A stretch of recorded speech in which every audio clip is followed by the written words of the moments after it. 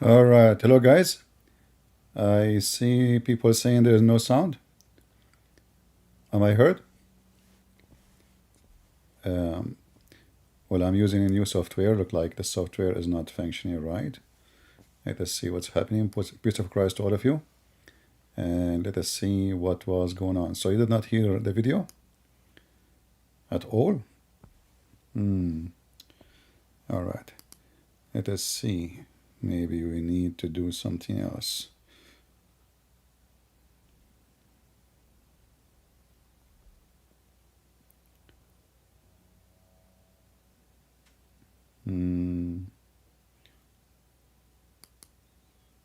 Let us see now.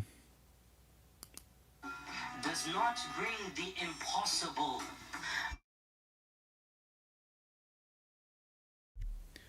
Well, look like we need to solve this problem later. For now, maybe we will use the feed from my microphone. All right. Well, this is a video we made before, if you remember.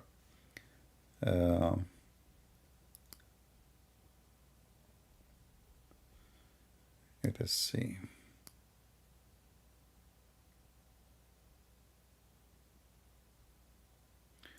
Yeah, no video sound, so we will play. For some reason, I don't know why it's not working. Let us see what's need to do.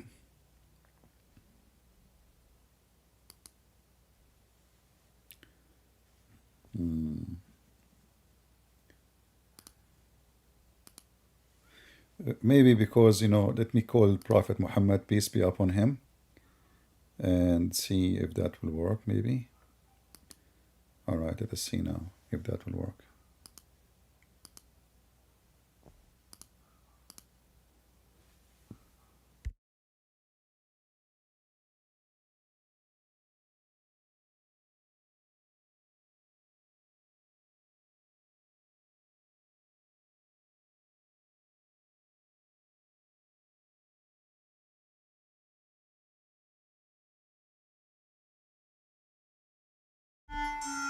No, it's not working.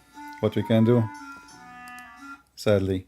Well, I will do some later do some testing podcast just to fix the software and see what's going on with it.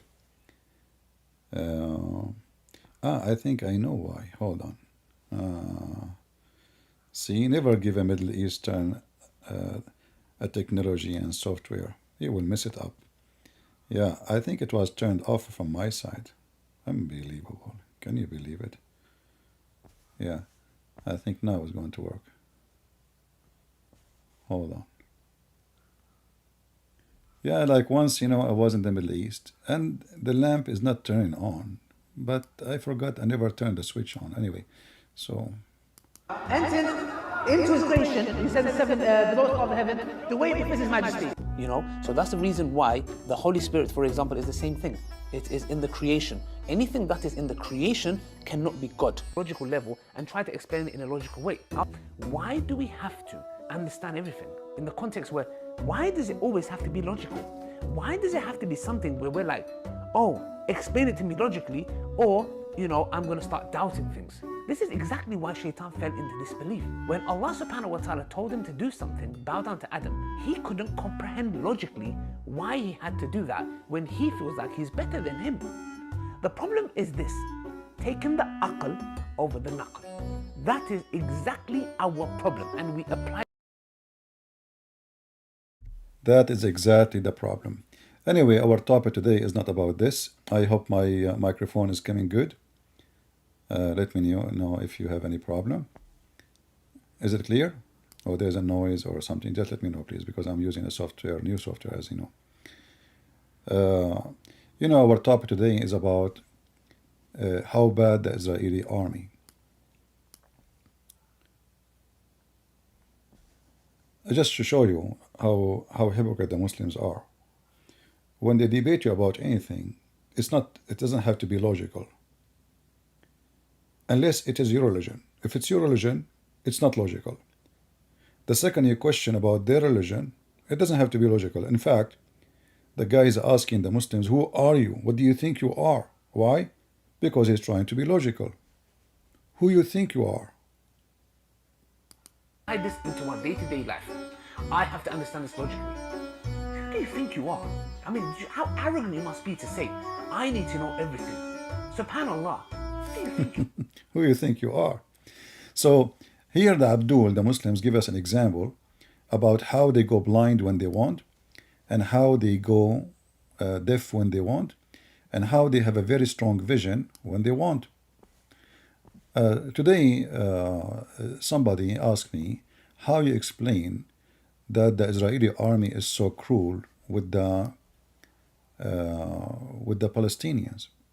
And he said, did you see the videos about like this child is challenging the Israeli army? By the way, this is when this girl, she was a child, and since then she became a hero for Hamas. And later the Israeli army, actually, she was exchanged. Lately she was arrested again, but she's arrested as a grown woman, not as a child. The Israeli army, last time they arrested her because she was trying to trap Israeli soldiers to come and sleep with her, and she will record them. This is their hero. But here the picture, this is when she was a child. So she came to an Israeli soldier, and she like wanna hit him. Actually, she did hit him. This is her. And he said, you know, that the Muslim, they say Israeli soldiers are cowards. And I find this is very stupid. In fact, those pictures prove to us many things. They prove to us that Israeli soldiers are very civil and very kind and very nice. Do this girl dare to hit one of Hamas like this? When the last time you saw a Muslim protester or etc. hitting a policeman? They don't dare. They will be shot dead. So they take advantage that the Israeli are very civil. You will see a woman shouting, screaming, pushing an Israeli soldier, and he is not touching her. Unless he's coming to arrest her because she is wanted. If you are just protesting, they will not touch you. So they are taking advantage that the Israeli are very nice. If they knew the Israeli will shoot them dead, they will not even dare to get close. We will not see such a scenery anywhere in the Middle East. We will not see anywhere in the Middle East where anyone get close to a soldier who dare to hit an Egyptian soldier from the population, from the citizen of Egypt. Who dare to do anything? I mean, Syria, Iraq, you name it. But here, because they knew that those Israeli soldiers, he will not move even. Like they will look at her as, okay, no problem, you know. You will see a bunch of, look at this picture as an example.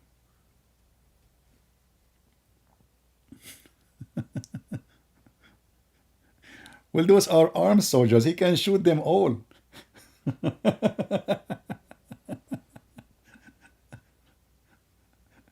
Isn't it true? Isn't it true that he can shoot all those people? So look how friendly those Israeli. Which means actually the picture has proven to us that the Israeli soldiers and the Israeli army are very, very nice people.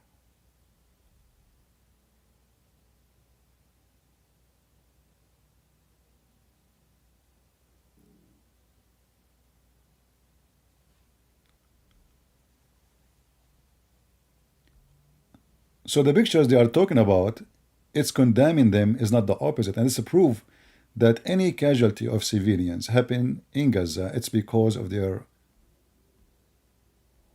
being careless for their kids. So they show you those pictures, and they look, you know, many of them, by the way, they are fake. I saw yesterday a video, I will try to find it. The guy was saying to them, cry, cry, cry, you know. Other video, the guy saying, shout Allahu Akbar, shout, shout, you know. I mean, you're recording, but because people, they don't understand Arabic, so you will hear the video, you will hear talking, but you don't know what he's saying. So all the pictures is to condemn one side of the story, which is Israel. Look at those pictures.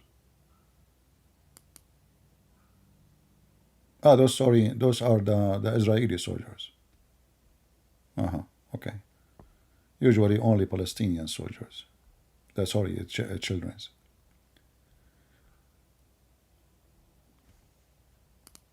Look at the Palestinian child, how brave he is coming to the Israeli soldier and he is pushing him. Yeah, because he knew, they saw it 1,000 times, that those Israeli soldiers, they will not hit them back. Do he even dare to do that to his own dad? Do he? If we are talking about brave and bravery, Hamas, they were very well armed. We cannot even find them. They are under the tunnels. If their brave heroes are rats, those are the heroes. Those are not the cowards. Hamas, supposedly. They are hidden. Nobody can find them. So those pictures actually prove to us very simple thing. That the Israeli army are very, very friendly. Very kind. You will not find any Islamic country, anyone there to do this to the security force or to the army.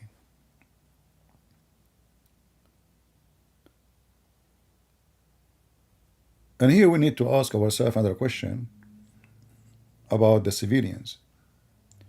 Everybody keeps saying to us, the innocent civilians. The innocent civilians.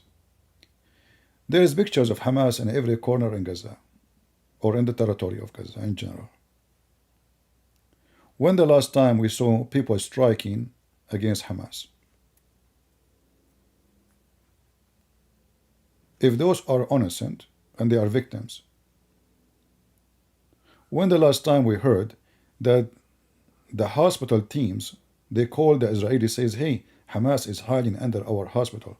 Hey, I found where the hostages. In fact, I just learned yesterday that the employees of the UNRWA is the refugee organization, rescue organization from United Nations.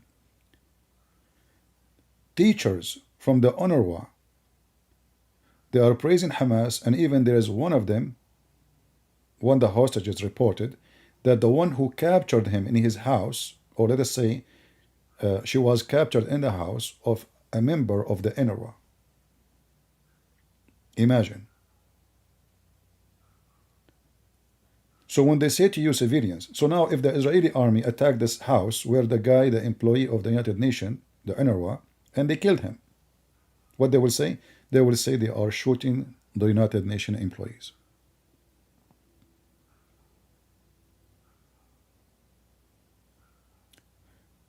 And when the Israeli report to them, all the posts in Facebook and Twitter from the UNRWA employees, more than 100 employees, supported Hamas, celebrated Hamas in October 7. UNRWA, they said, well, we have thousands of employees, so what if 100 of them are bad?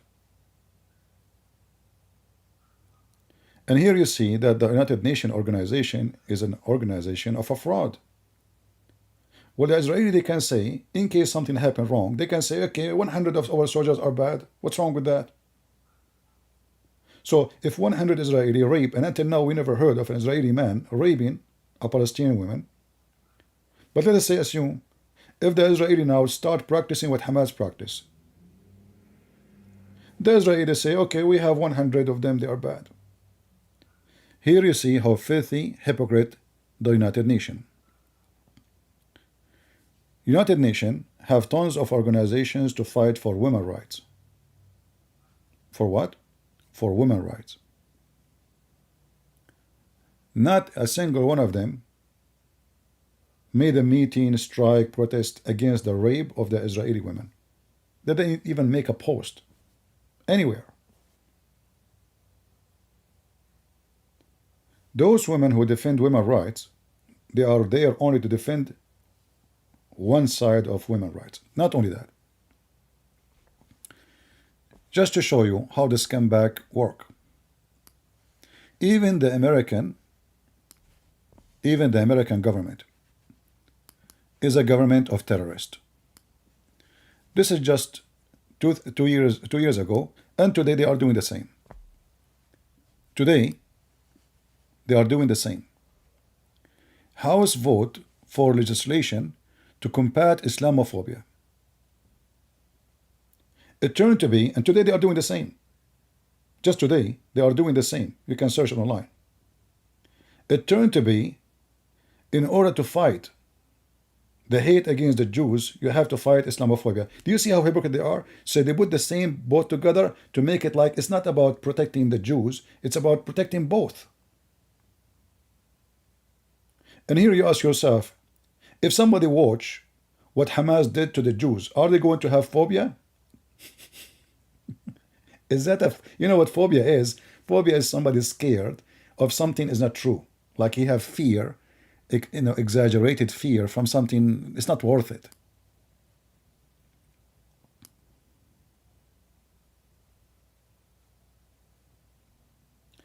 If you accuse somebody that he's supporting terrorists, this is Islamophobia. Well, they are supporting terrorists. Any of them condemn, like this woman, Ilhan Omar, condemn Hamas? No. Will that mean they are terrorists? If you are, either you are with or against. Hamas is announced as a terrorist organization by many countries, including Muslim countries. How come she will not? Because obviously she supports terrorism. Here you see how the Americans themselves, they are so stupid and they are so hypocrite and they are anti-Christians, anti-Jews. Imagine that the one who kidnap, the one who rape, the one who torture, the one who discriminate, he needs protection, not the opposite. Which country is discriminating Muslims?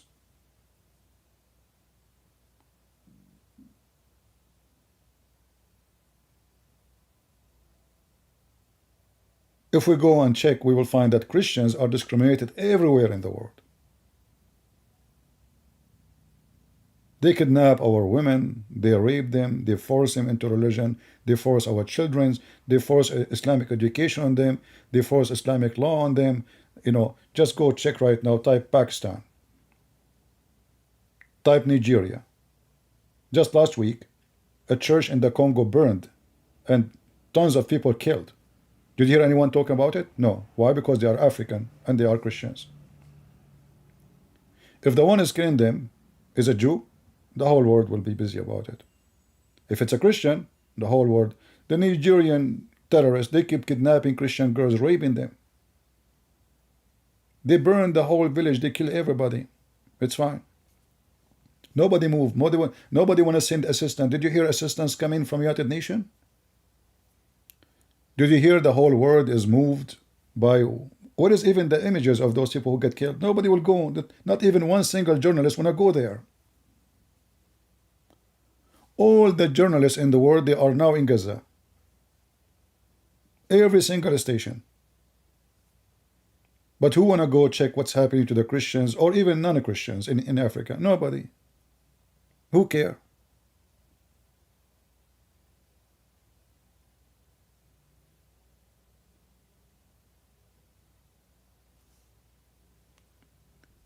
This is the truth.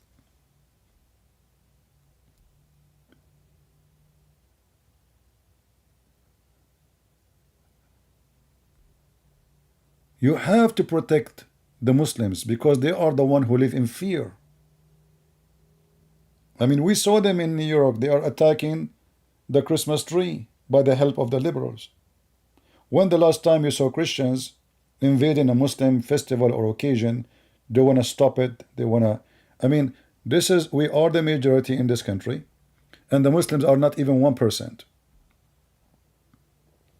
And yet, the stupid American government, they are working hard to fight what's so-called Islamophobia. Well, as long as it's a phobia, what about stop the security in the airport? Because I don't know why you are asking people to take off their shoes, and why you are asking them to take their computer on, and why you have those scam machines. Before you never have them until 9/11. Do you have a phobia from Muslims? Or this is a real risk?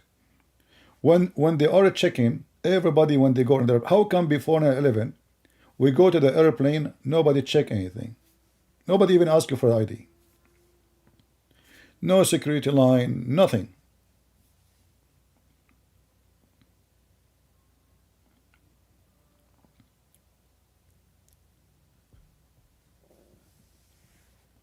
So you will see how hypocrite, and they cannot even make one law to fight anti-Semitism without adding fighting Islamophobia. What? Who? I mean, the Muslims in USA are chasing the Jews in USA. It's not the opposite.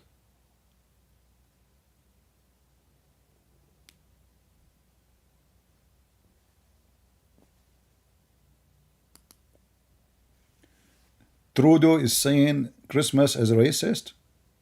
Well, so what? Let us say it's racist. So the race who they are a Christian, they celebrate it. What's your business? Isn't it this is what he stands for? That every race have the rights? I mean, this Trudeau, is it Trudeau? But you know, don't blame Trudeau. Blame the one who voted for Trudeau. I mean, how in the world even this idiot, he become prime minister? Those Canadians are doomed. You know, the Canadian, they have like, you know, this is what the liberals did to your childrens. They control schools, they control government, they control books, they control the medias, and now your kids are their slaves. This is what we saw in the last few weeks. The majority of students in schools, they are supporting Hamas. They don't care for the Jews. Kill them all. This is the fruit of the liberals. The Darwinism, the stupidism. They are even playing the videos of Osama bin Laden. This is how stupid the Americans these days are.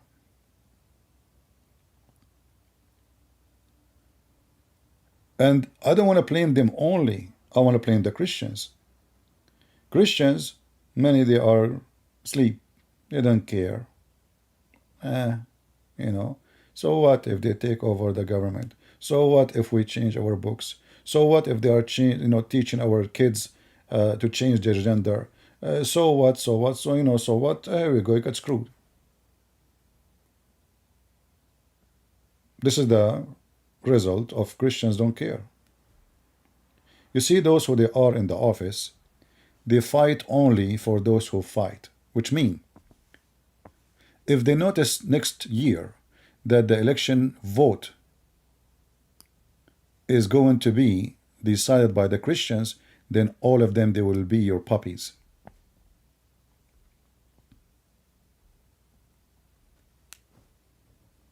All of them. But if they notice that the vote is not the vote of the Christians, so why they want to care for you? They will do anything against you because you don't care, you don't fight against it. When they will notice that you are the one who can change the game, then they will do what you like. So many stupid so-called Christian leaders, they say and they advise Christians not to be involved in politics. Not to involve. They say to you, politics is evil. And the result of that, the only one who involved in politics is the Antichrist people. People who hate Christianity. And then they change the law, they change the schools, they change the teachers, they change the books, they forbid books, they allow books, and then your kid, he go to school, and then you got a donkey. All of this because many stupid so-called Christian priests, they keep saying we should not involve in politics. So we leave the space and the backyard and the front yard for the wicked ones to take over. You know, it's like somebody saying, I'm not going to attend my garden. And then what will happen? The weeds will take over. That's what the Bible says. When you don't attend your garden, you know, the weed will take over. So the Christian, they decided, because of the stupidity of many so-called leaders, not to attend the garden. Is my voice good, guys? Somebody is saying he cannot hear me. Is my voice coming good?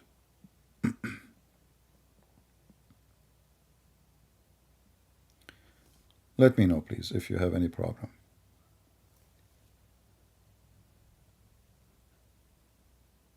So what's the solution for this? We don't want to be just complaining.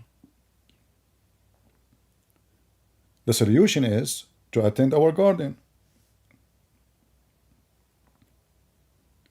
All days is over. It's time for the Christian revolutionary. It's time for us to be united.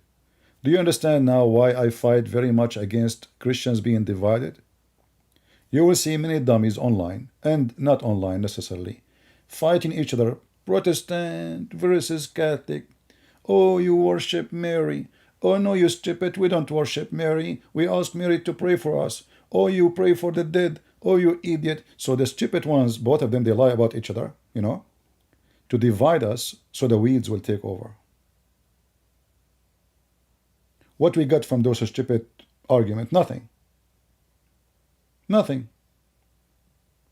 All of us, we agree that the only one who can save you is Jesus. Neither the Catholic worship Mary, and it's a lie when they say that. Whoever says that. Actually, the rosary, most of it is coming from the Bible. The angels, they say to her, Mary, blessed ye thee, Mary. Stupid people. What you got from this? Cursing each other, fighting each other. So we involve in every politics? No, we don't. But we involve in attacking each other and dividing each other and making ourselves weak. We are so good. We are like lions to attack other churches. We are cats in front of the liberals and others.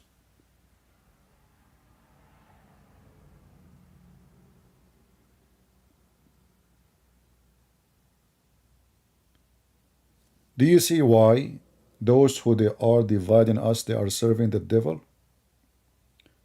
What the Christians got from all those hundreds of years of division, you tell me, are we stronger?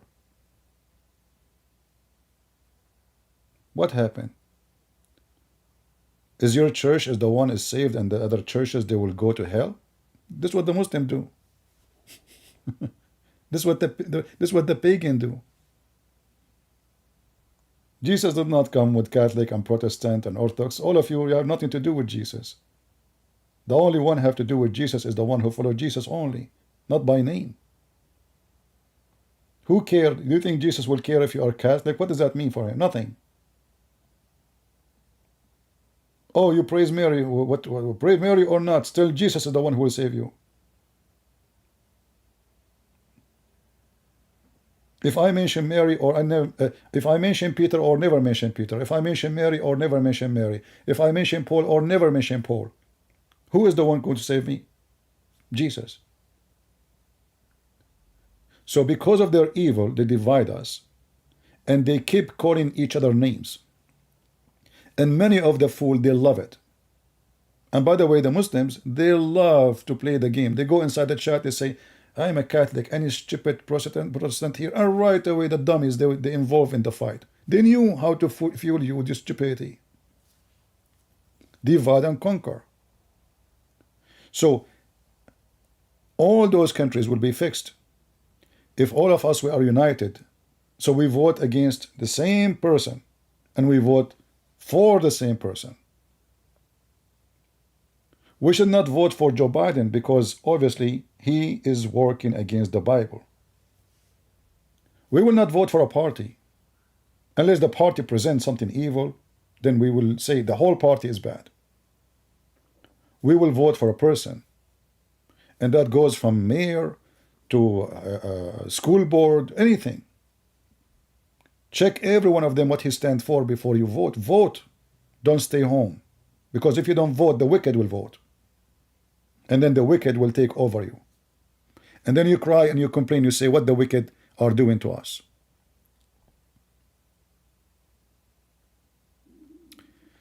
Quran is the key, saying Islam is coming to city and town near you. My friend, Islam is not even a city. Islam is under my ass. In case you do not know, I just put the Quran to support my ass because I'm sitting in my bed. It's cold. Just to let you know, honestly, if I have a camera, I will show it to you. We don't fear Islam, you idiot. It's you who fear us. Don't you see? You need the Congress to protect Islam. Who is the stupid? Who is the one at fear?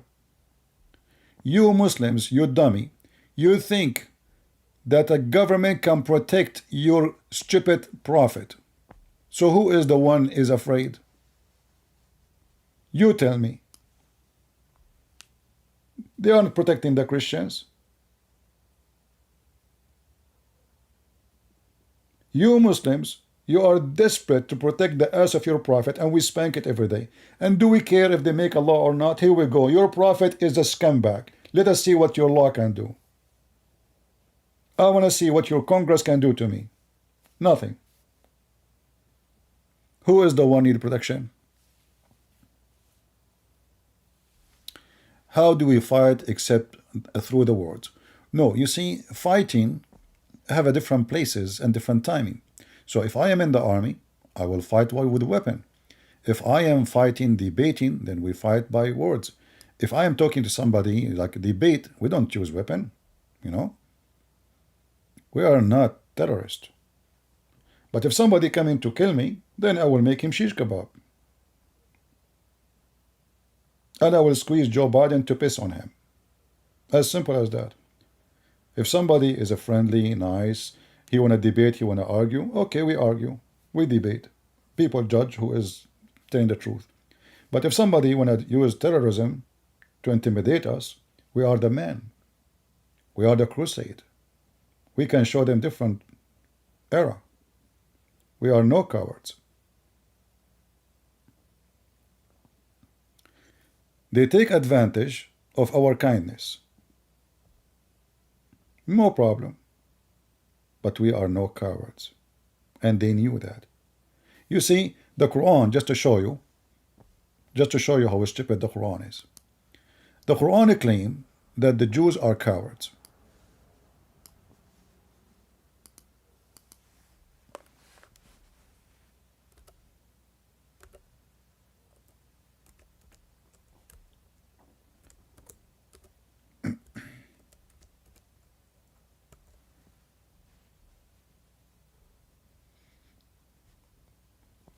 If you go to chapter 59, verse number 14, you will see the stupid Muhammad saying the following.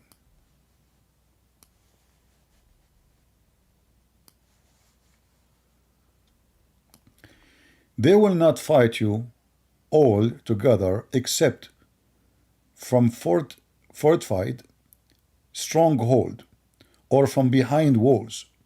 Their hostility toward each other is severe. You would think they are united, but their heart are diverse.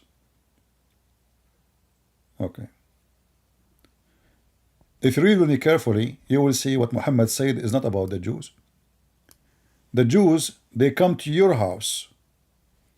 You see, the Jews, as we showed you, the soldiers, they treat you like a cat when they are dealing with civilians. And they are lions when they treat or deal with armies. So the Israeli soldiers, when he see a child and the child hitting him, he don't hit back. He act like a sheep, you know. Okay, very kind. Very kind. But who is the one who is fighting from behind walls? The Muslim, they say, look, imagine the Israeli, they build wall. Well, they are not fighting you from behind it. This wall to stop you from smuggling drugs for security too. But when they want to fight you, they come to you. It's you who is hiding and hidden under the ground.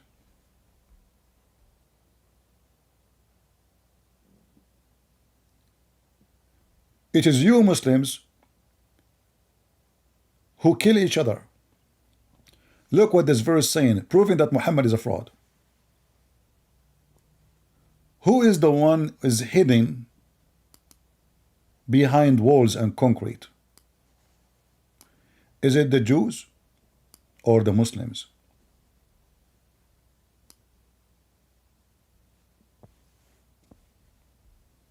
Who is the one who you think they are united, but in fact they kill each other? Is it the Jews or the Muslims?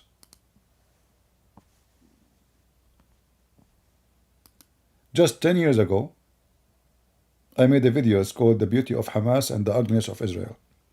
In the video there, I showed you how Hamas killed hundreds of the Palestinians from the group of Yasser Arafat. They throw them from the top of the roof.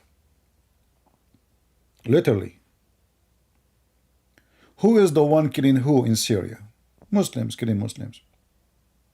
Who is the one killing who in Turkey? Muslims killing Muslims. Okay, what about Somalia? Muslims. What about Yemen? Muslims. What about Libya? Muslims. What about Pakistan, Afghanistan, whatever stan, Pantistan? Muslims. So if Muhammad is a prophet, he should prophesy that this is you, Muslims, not the opposite.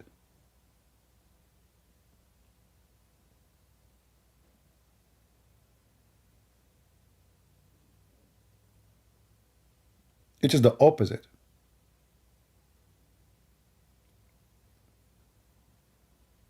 You think the Muslims are united. Like when we say Muslims, by the way, we are saying like a billion Islamic sect. You know, nobody knows even how many of them. But they are the most divided ever. Even the Muslim Sunni. Like if we go right now to Speaker Corner in England, go check who is exposing who. Mimi Hijab, Lili Dawah, bullying, what his name? You remember the names. Shamsi, bullying the other guy. I mean, everybody bully everybody. But you would think by title they call themselves Muslims, but in fact they themselves don't accept each other as Muslims. They are very much divided and they hate each other. Like now, do you see the war in Israel? Do you know that Saudi Arabia and Riyadh and Emirat, they are supporting Israel? Even though like in public they say we are against it, we want peace, this is a crime against humanity, but in reality is the opposite.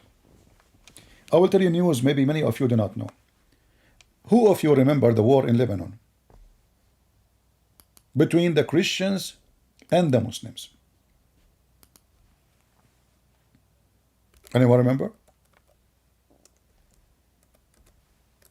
What if I say to you that the Christians fighters, they got hundreds of millions of dollars to buy weapon from Saudi Arabia?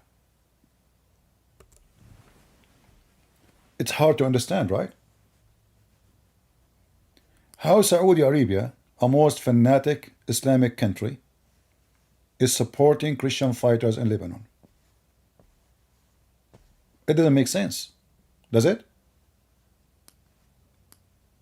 Who is number one supporter actually right now for the same Christian fighters, even though they are not fighting, in Lebanon, Saudi Arabia, and Emirat? I'm not joking. But that doesn't make sense. Why in the world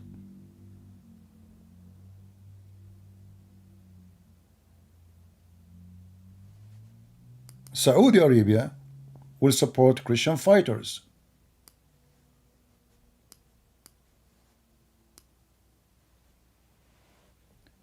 Simply because the enemy of my enemy is my friend. They don't love us.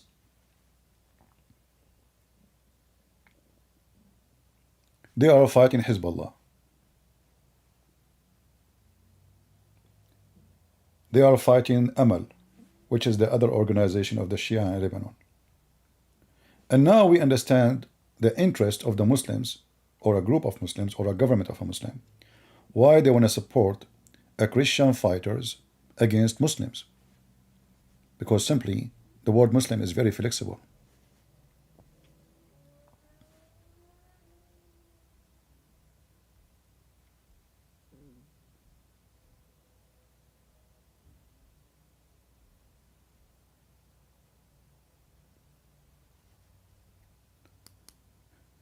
In 1982, Israel and Saudi Arabia supported the Christian fighters. Then Israel, they withdraw, and they don't support the Christians no more. Who stays supporting the Christians? The Saudi. The Christian, they understand very well that not because they love us, but because we are doing the job which nobody can do. As simple as that.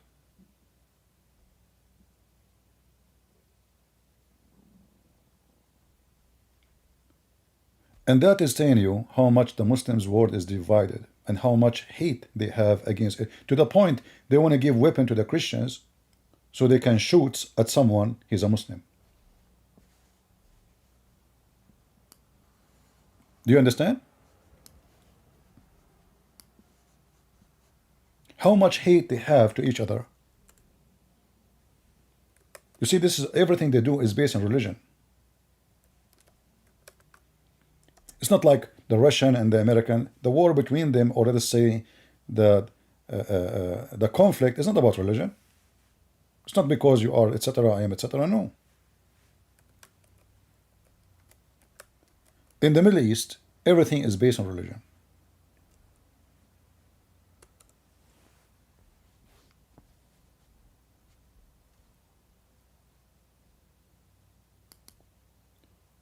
The Saudi, they knew that the Christian fighters are fearless, and they were able to defeat with no mercy the Muslim fighters.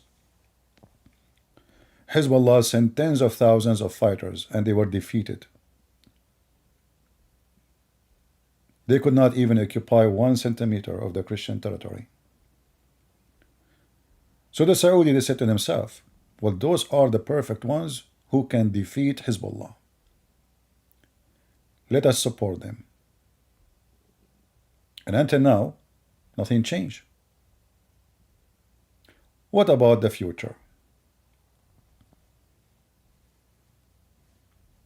Those are the Christian fighters, in case you do not know. And this is their flag in Lebanon.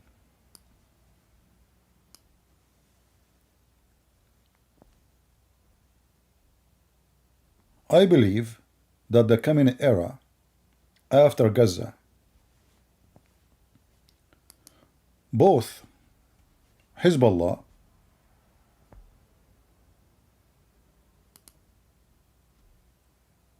and Harakat Amal and whoever support Iran will face a very, very aggressive warriors of war, the Christian fighters in Lebanon. I believe strongly that Israel is going to support the Christians in Lebanon again, and that will be done with the support of the Saudi and Emirati. Those are the Christian forces in Lebanon. Very aggressive fighters. Just 2 years ago, Hezbollah, they tried to attack a bunch of civilians in the Christian territory. Hezbollah lost 7-0.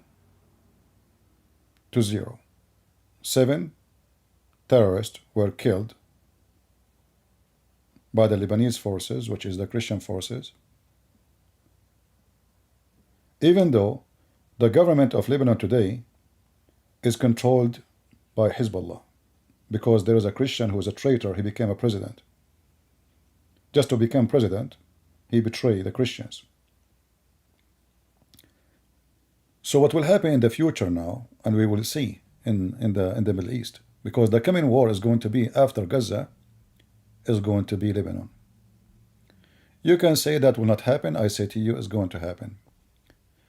The Israeli will not feel good to see that anytime their neighbor country can threat them, like now what they are doing. They have to finish it and they have to clean it. And the one who will do that is the Christians in Lebanon. Which means it's going to be a civil war again in Lebanon. It's going to be ugly, disgusting, and bad. But what you can do, this is the leaders of the Lebanese forces.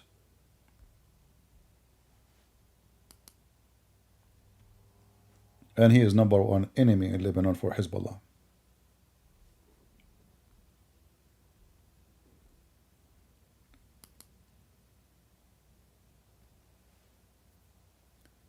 Last time, Nasrallah, he made a speech. He made a threat to this guy, saying to him, I remind you, I have 100,000 fighters. I have 100,000 fighters. This man, the Christian man in the left, he laughed at him. He said, we are waiting for them.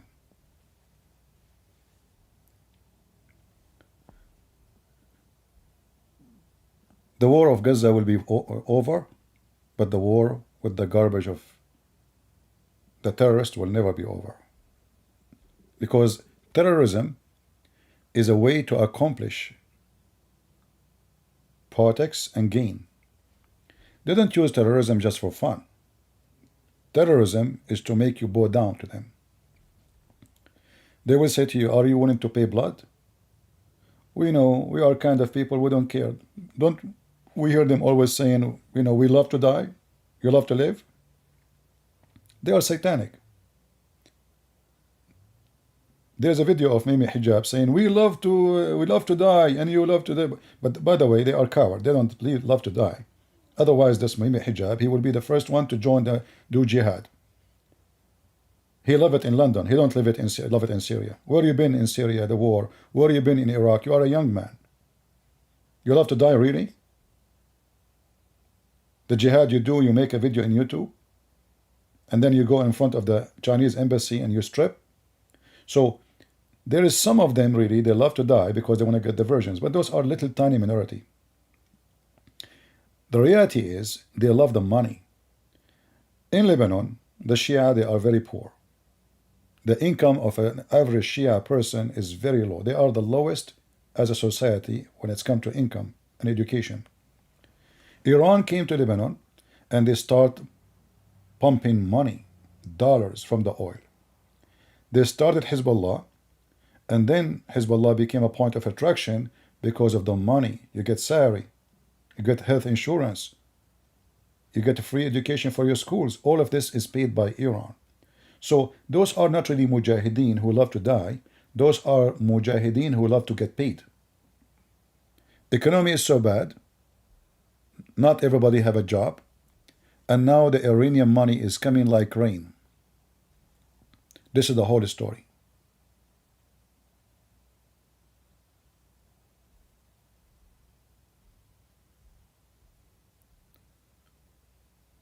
I see Iran is doing the same as one day the Soviet Union, if you remember. The Soviet Union, in the time of the communists, they were giving scholarship, money, support to many government. If you are a country who support them, they give you, if you join the Communist Party, let us say you are in Yemen, you are in Lebanon, you are in Syria, you are in Iraq, you are, and then you join the communist, they give you free education. So you go to Moscow or any university in Russia at that time, Soviet Union, and you stay and you eat and you housing, all for free. All for free. Tens of millions of young men get a free education in the time of the Soviet Union for free. The result of that is bankruptcy. The Soviet Union collapse. Iran is trying to do the same. But the Iranians are doing something different from the Soviet Union. Whatever they implant, their party or their organization, they start drugs business. So now Hezbollah is #1 drugs business organization in the Middle East. Yemen is the same. And you know how much drugs can make. Billions. So Iran is sponsoring them, but in the same time they are using the territory controlled by Hezbollah as a territory of farming for drugs. And the drugs of Hezbollah is sold to Saudi Arabia, to Emirat, to Bahrain, to Jordan, to Syria, to Turkey, and even to Europe. The money from the drugs, Hezbollah are smarter, they were smarter than ISIS. They open banks in the West. In case you don't know, you can search right now about how many money organizations, or let us say even banks, they've been shut down because they discovered they are owned by Hezbollah.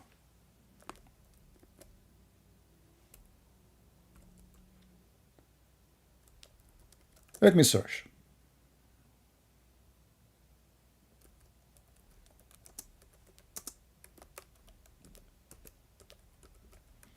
I guess will not take me long.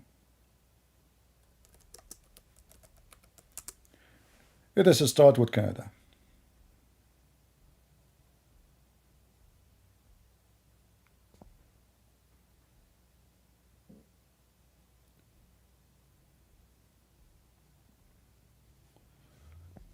Lebanese, let us see this one.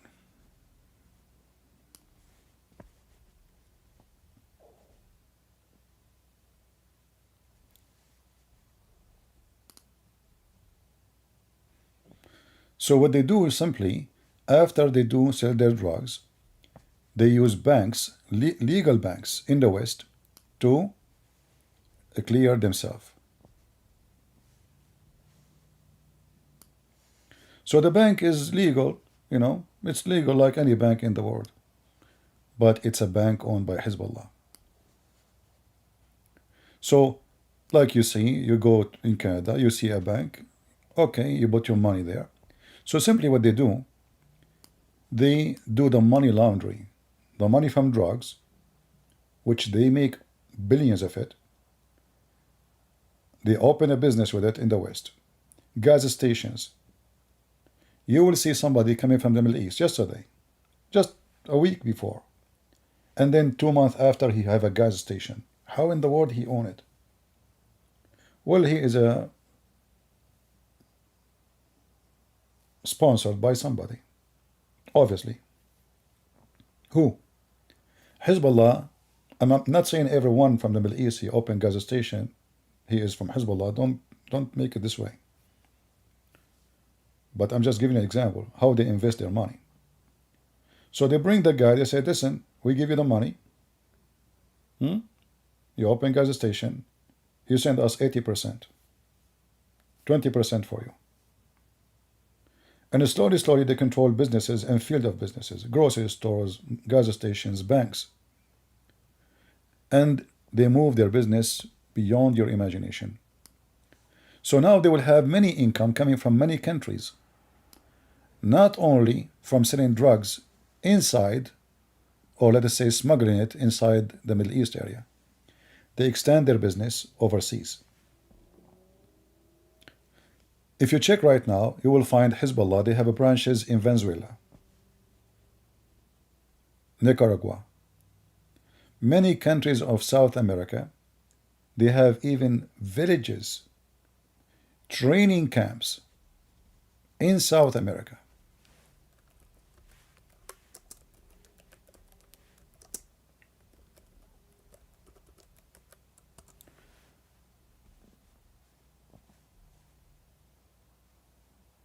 Let us see.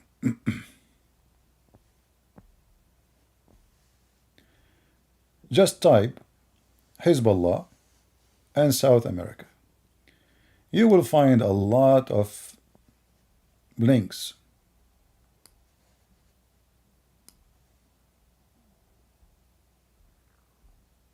And this is telling you how this Hezbollah is not just a local tiny party in Lebanon. They have like 100,000 fighters, which is big as a number of fighters. They are all over the place. You can do the same in Africa. But I mentioned South America because those are the neighbors of USA. They are next door to us. They have training camps. They have partnership with the cartel. Those are way smarter than ISIS and Al-Qaeda.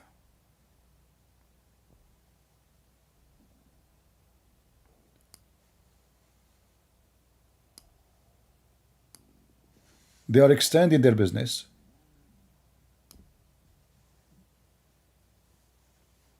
And you will find them everywhere. If I say now, Hezbollah,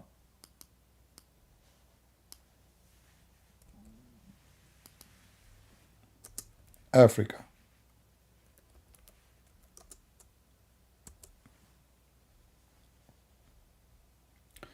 you will find the same.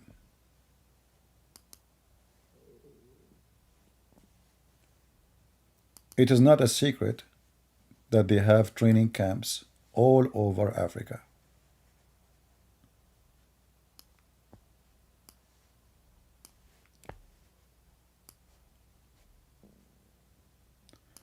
And by the way, if you look at this picture, you will find something funny. I don't know if anyone of you notice. So those are Africa Hezbollah, which is very weird, right? I mean, Africa Hezbollah. But if you look at the picture of the old man in this image, this is the founder, the first founder of Hamas.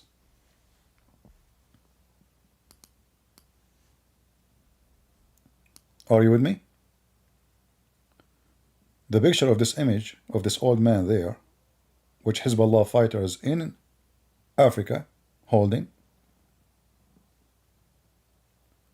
is the image of Hamas fighter or Hamas founder. And then you will notice then that Hezbollah, they use Hamas as a Muslim organization, Muslim Sunni, to spread their authority and to make themselves that they are the one who defend Islam. So more Muslim Sunni, they will convert into Shiaism and they will be able to expand. So now they will show themselves, see, it's not about Shia only, we are defending every Muslim. And this is the whole purpose of Hezbollah, trying to launch rockets from now and there in the borders of Israel. It's just to get reputation that they are the one really who defend the faith. So they are investing a lot of money in Africa, in South America, anywhere you go.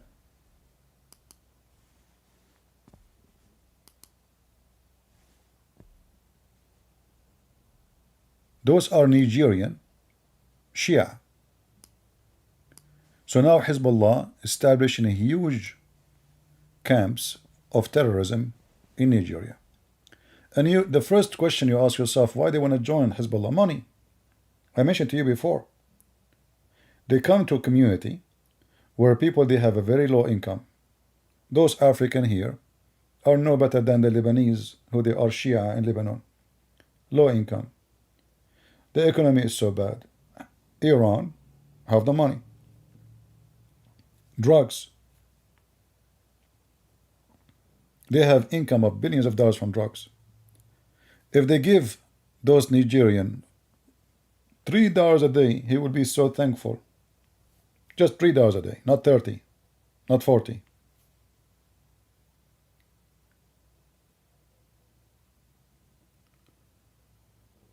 And the whole point is, so they can use them when they need them. What does that mean? We heard in the news that just last week, and since October 7, a group of Iranian militant in Yemen, Shia,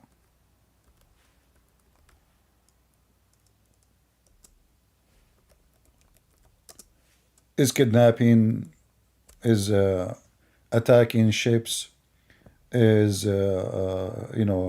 doing piracy, I mean, they do everything you can imagine.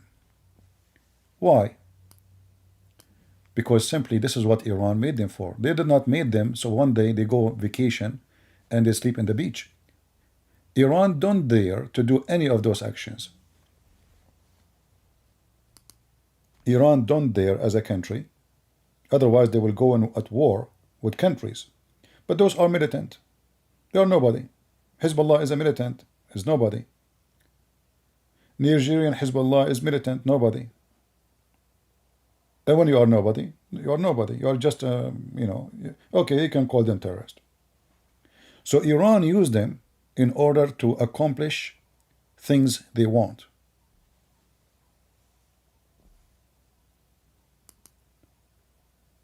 Iran now, they sponsor those group, which is in a very sensitive area, where they can shut down all the transportation by the sea in the Red Sea. And this is actually what they are going to tell you. This is what they are trying to do. They are telling you, if you don't do what we want, the whole idea is go easy on Iran. You go easy on Iran, we go easy on you. Imagine those are militant, but in fact they are controlling the country.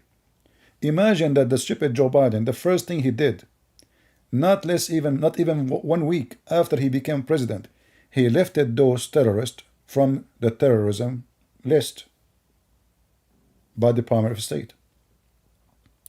The first thing I asked myself when Biden he did, why he did that. Those people every morning, every noon, every night, they shout death to America, death to Israel.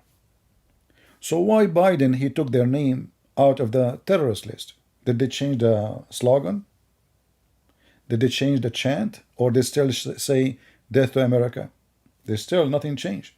In fact, just last week, they shot a missile at one of the American ships. What Joe Biden did until now? Zero. Anyone knows why? Who knows why Biden is avoiding anything with those people? Anyone can help me? Why Joe Biden is acting as if nothing happened? They are shooting missiles since October 7 and even before.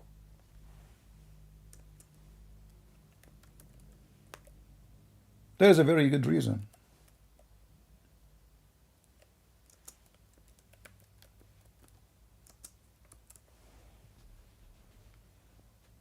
It's Obama. You see, when you say Obama is a Muslim, they go angry from you. Obama is the one who left all sanctions from Iran. Obama is the one who sent money in airplanes to Iran. Obama is the one who made Iran became a center of trade and businesses. He opened the door. They have sanctions on them. They can do nothing with anyone. It was Obama. Obama is a Muslim Shia.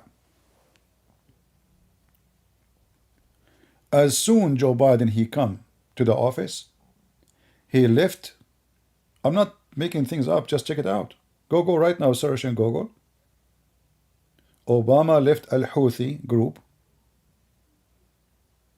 from the terrorism list.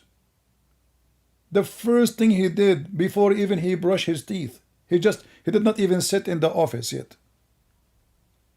And when I saw that, I said to myself, why in the world? I mean, this guy, he just became a president. There's many things to be busy with. Why in the world he did that?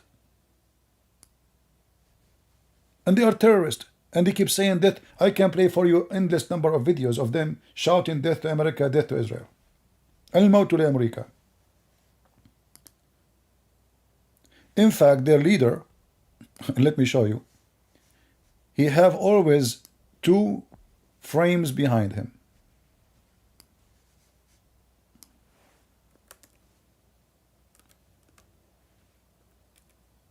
Let me show you.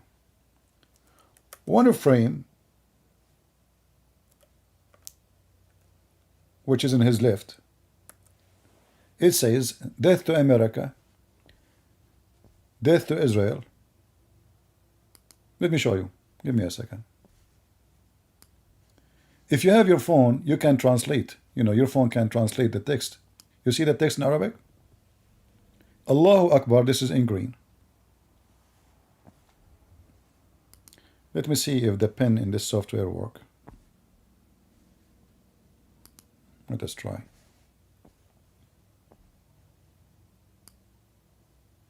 Maybe it doesn't work. Hold on.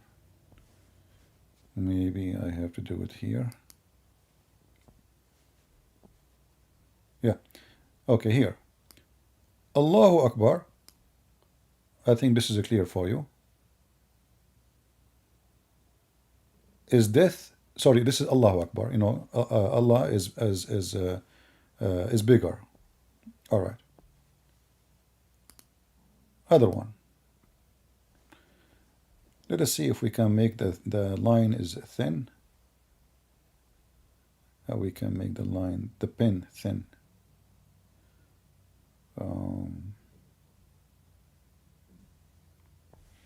Anyway, let us do it for now. Later we can find out. The second line here in red, it says Al-Mawtu li America, death to America.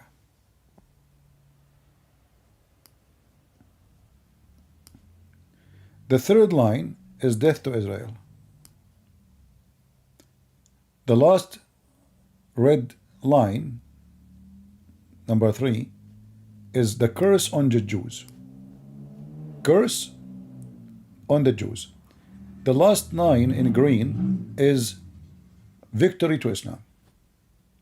So what the sign next to the president of Al-Houthi, he called himself president, by the way, of the country. Death to America, death to Israel, curse on the Jews, victory to Islam. And yet the coward, the filthy, the dummy, the idiot, Joe Biden, the first thing he did when he took over as a president, he took those from the terrorist list. So they can smuggle weapon and buy weapon legally, and they can sell their drugs, and they can flourish. Otherwise, you tell me, what is the benefit of America to take such a group who keeps saying to us every morning, to every citizen in America, death to America? Let us say Joe Biden, he don't care for the Jews. And I'm sure he don't. Why in the world this idiot, this corrupt man, he will take a terrorist organization from the list when those people, they don't shy to say death to American, to every American, and death to every Israeli, and death to every Jew in the world? Not only, you see, they are not just Israel only. Why you want to do that? Because Obama, he commanded him. Biden is not the president.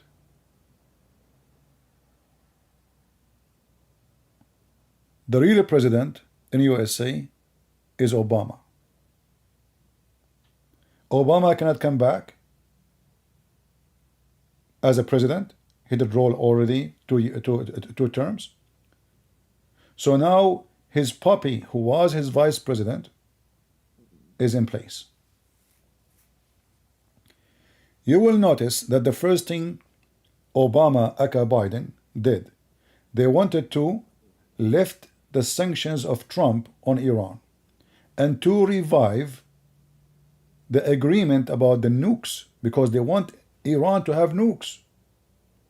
Obama, he want Iran to have nukes. He made a deal with them that after 5 years, if Obama deal is still in existence, Iran have nukes already many years ago. The deal was only 5 years. So what, after 5 years they can have nukes? Yes. So all of this is just to tell them, okay, you can have nukes after 5 years.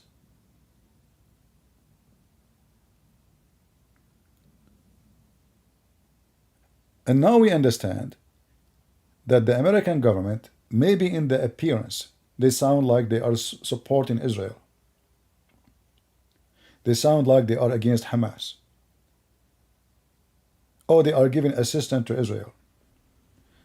Those things they do because they have no choice. They knew that the majority of the Americans are against them if they don't do so. So in the same time, they have to help Iran. They have to help Hezbollah. Did you notice that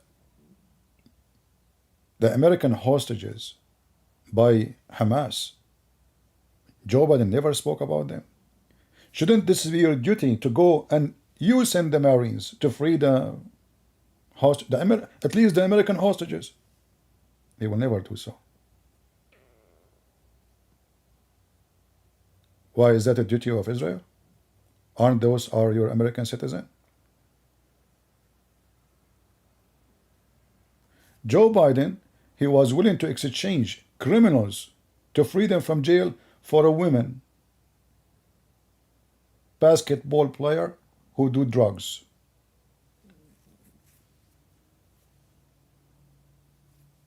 The same did with Iran.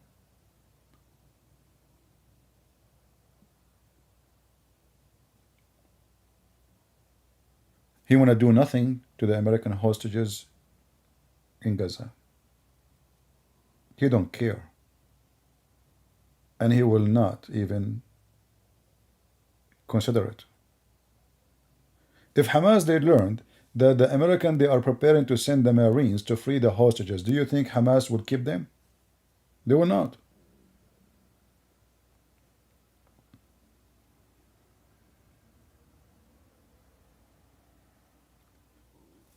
Many years ago, if you remember, there is an incident in a place called Al-Fallujah in Iraq. 4 American contractors, the terrorist, the civilian terrorists, by the way, not the terrorists, they don't have guns. Those are civilian terrorists, Muslim Sunni.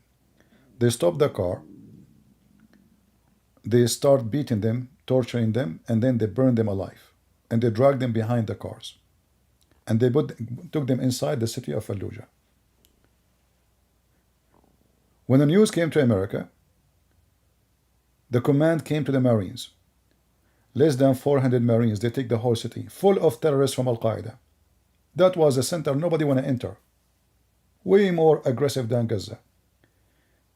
They took Fallujah as a snack. This is how scary our Marines. Every force in the world, they knew that you play with everybody, but you don't play with the Marines. When I was in the army, there was a soldier. He did beat 5 people. 5. He broke their bones. Literally. I mean, the guy, he just dismantled them. So, you know, I was talking to him, you know, there is an investigation, etc. So I said to the big boss, I said, what will do? He said, oh, the Marines requested him. I said, what are you talking about? He said, yeah.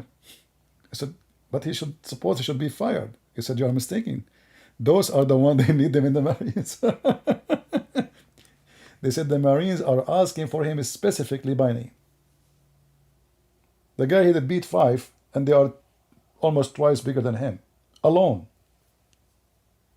So immediately, they change his papers and they send him to the Marines. And that will give you who is the Marines.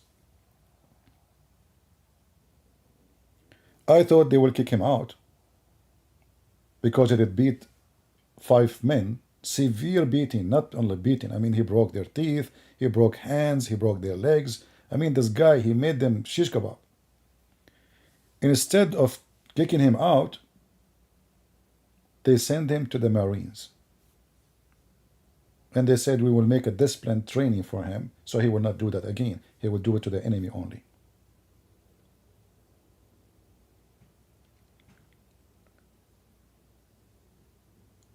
So why Joe Biden and why the West, and what they are doing exactly? You will notice that Joe Biden keeps saying to Israel, don't attack Hezbollah. Don't attack Hezbollah. They don't want, you know, Israel is so desperate to go and teach Hezbollah how to behave. It is America. It is Joe Biden. They keep telling Israel, don't. So you can understand here that Hezbollah and all the dogs of Iran are protected by Joe Biden. This is reality. This is the truth.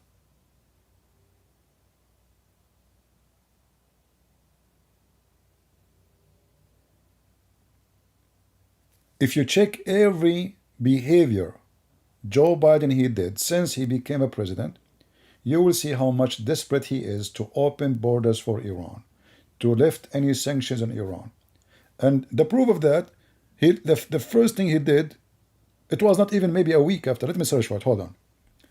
Because maybe some of you will not believe me, you know. Maybe this guy is making things up. Maybe it's not true. Just wait. Give me a minute.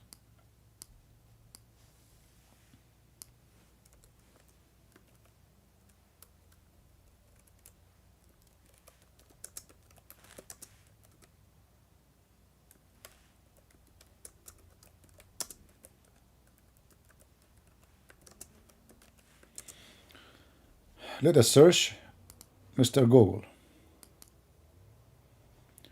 All right. Here we go. Guys, when Joe Biden he became a president, somebody tell me. What was the date of Joe Biden to become president? You tell me. The date of this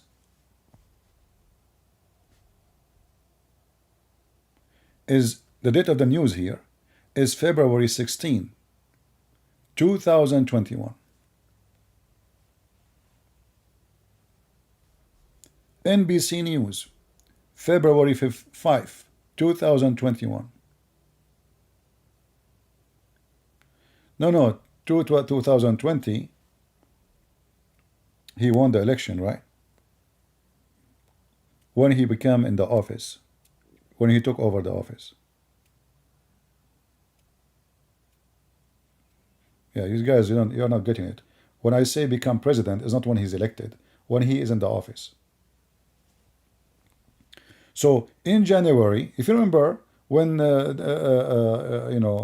when Trump he make a speech, and that was January 6th. Trump is not Biden is not in the office yet. So February 5th,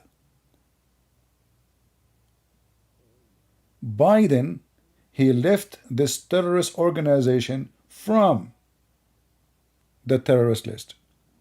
So this guy, he came in the office in January 26. Listen to this. How many days between January 26 and January 5th? Hold on, I just found. Yeah, actually, yeah. Same. How many days?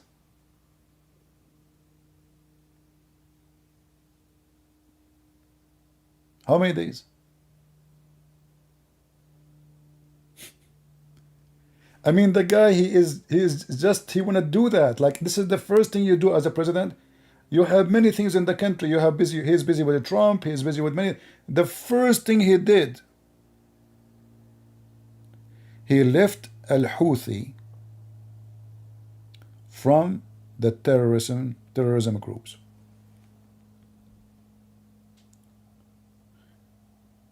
Why you want to do that? That means it is a priority for him. He did not do it a year after, 2 years after, 3 years after. No. The first, he is not even there for 2 weeks.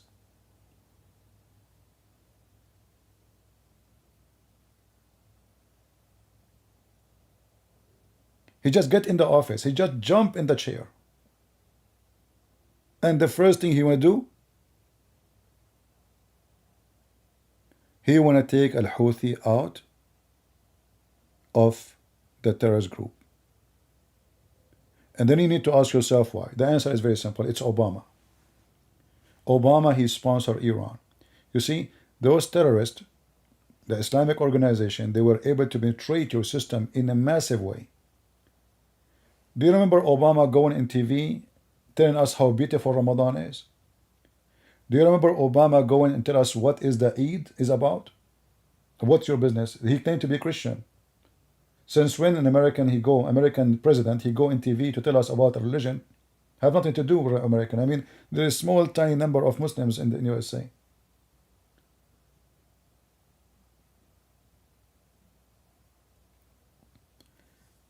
The Muslims were able to penetrate into your system in a massive way, to the point they have a president on your country. And now the president is gone, but he have his puppy, a corrupt man. He is willing to do anything for the sake of business. So until now, still we have a Muslim president in USA.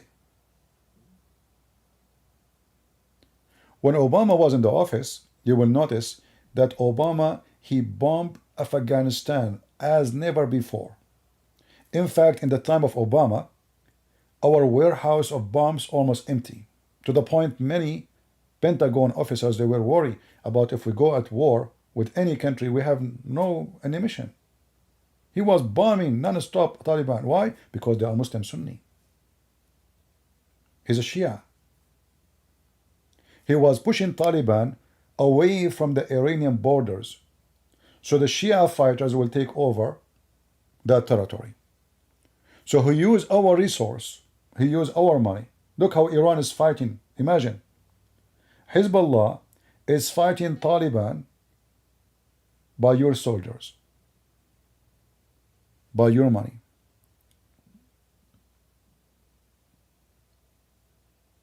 For Obama, it's not about money, it's about religion too. He knew what he's doing. So you think you are fighting Taliban, you think Obama, oh, how is a Muslim, he is killing Muslim, he's killing Sunni Taliban. And he is pushing them away from the Iranian borders. So the Shia, the Iranian, they will take over the borders.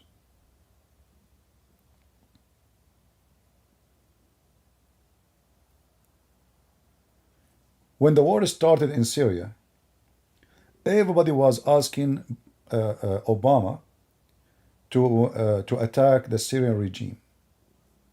Obama, he never did. One of the major reasons that because he's a Shia Muslim.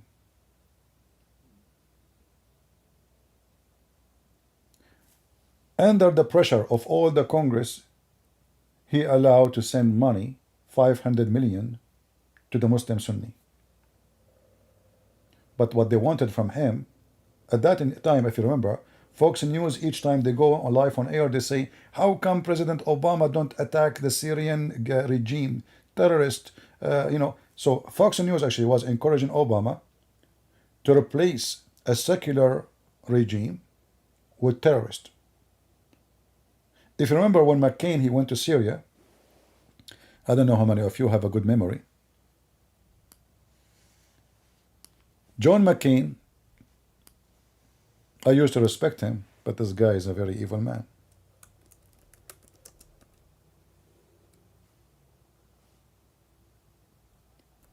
He went to Syria and he met with the terrorist Al-Qaeda leaders and ISIS leaders.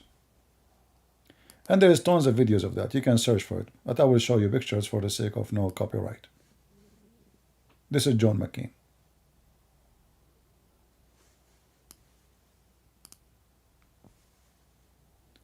Every single one of those who they are next to him, he killed a bunch of Christians and a bunch of Shia and a bunch of Alawi.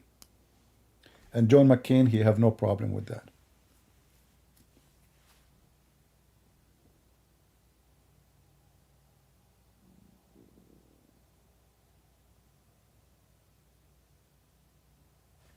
Turkey flood those people with weapons.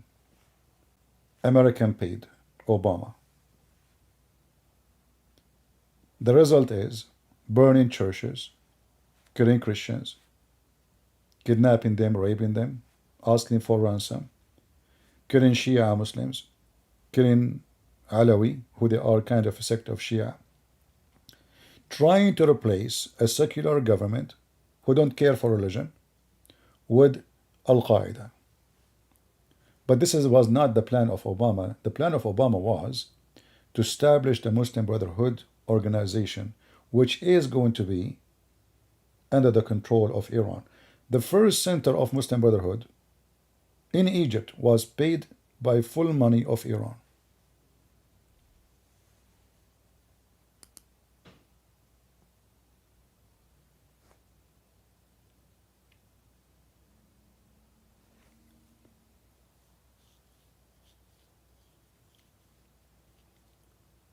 So we can say that there is a lot of evil involved. It's not what you see in TV, like Joe Biden, he supports Israel. I mean, this is what they say in TV, but there is things they don't say. America is putting a lot. Like even now, they want to demand how they can fight Hamas. Even now, Joe Biden keep giving warning to Israel. Don't do that. Don't do this.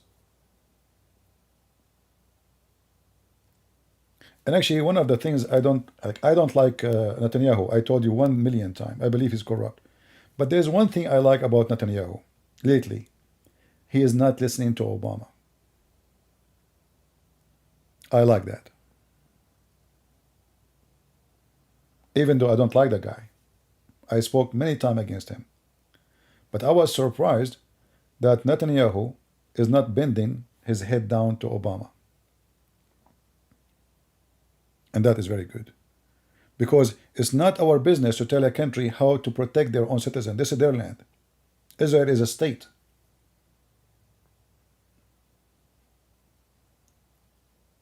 Israel is not a bunch of farmers. They work in Texas. We tell them you cannot plant the seed because this is against regulation. This is a country. They have a president. They have a prime minister. They have their army. They have their language. They have whatever they have. If you don't want to support them, say I don't want to support them. But you don't dare.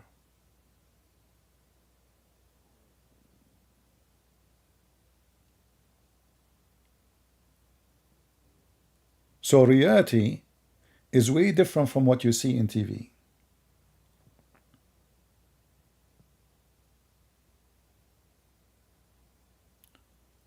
The Muslim money is buying a lot of corrupt men around the world.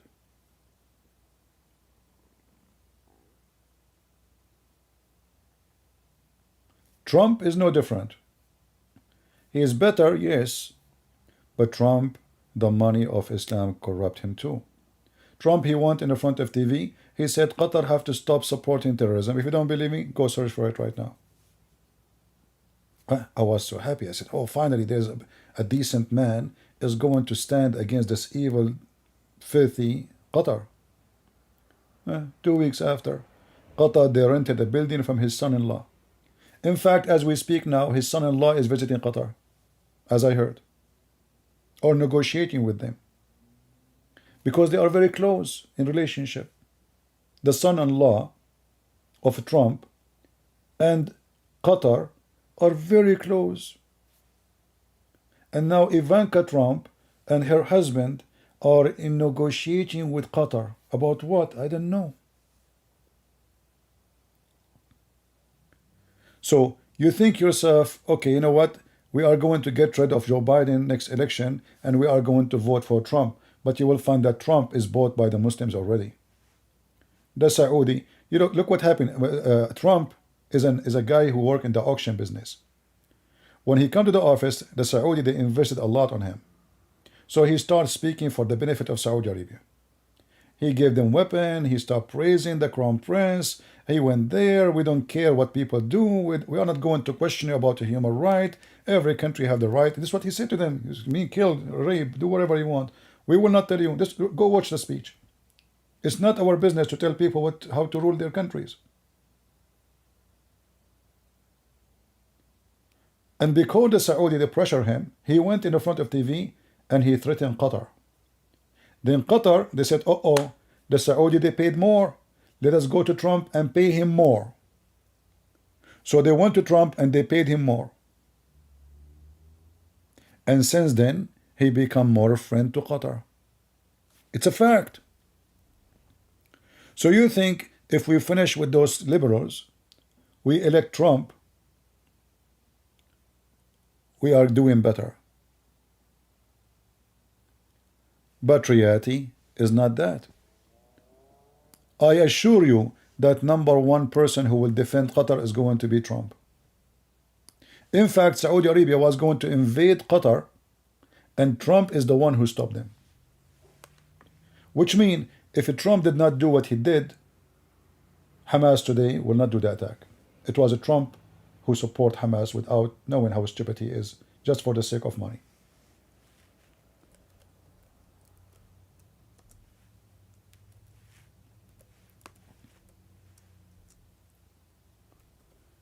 Have you ever heard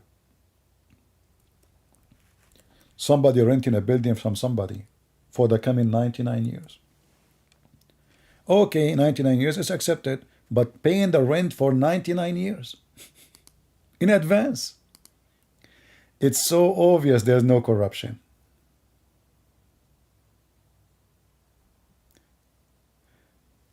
In Al Jazeera TV, they said that Trump, he says, US-Qatar ties work extremely well. Absolutely. Are you kidding me?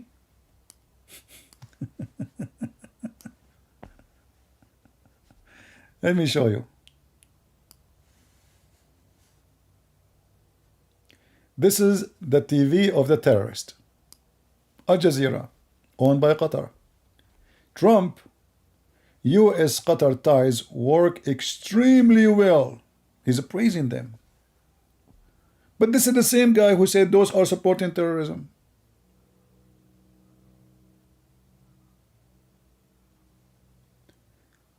This is what they say before and after. Before the money arrived to the pocket, and after the money arrived to the pocket. I know many who support Trump, they will be upset from what I'm saying, but I don't care. I say things as it is. You like it, you don't like it, that's your business. Everybody knows. Do you think that the CIA do not know that Qatar is number one? I mean, the guy, he went on TV, he says Qatar should stop supporting terrorism. I can play the video for you.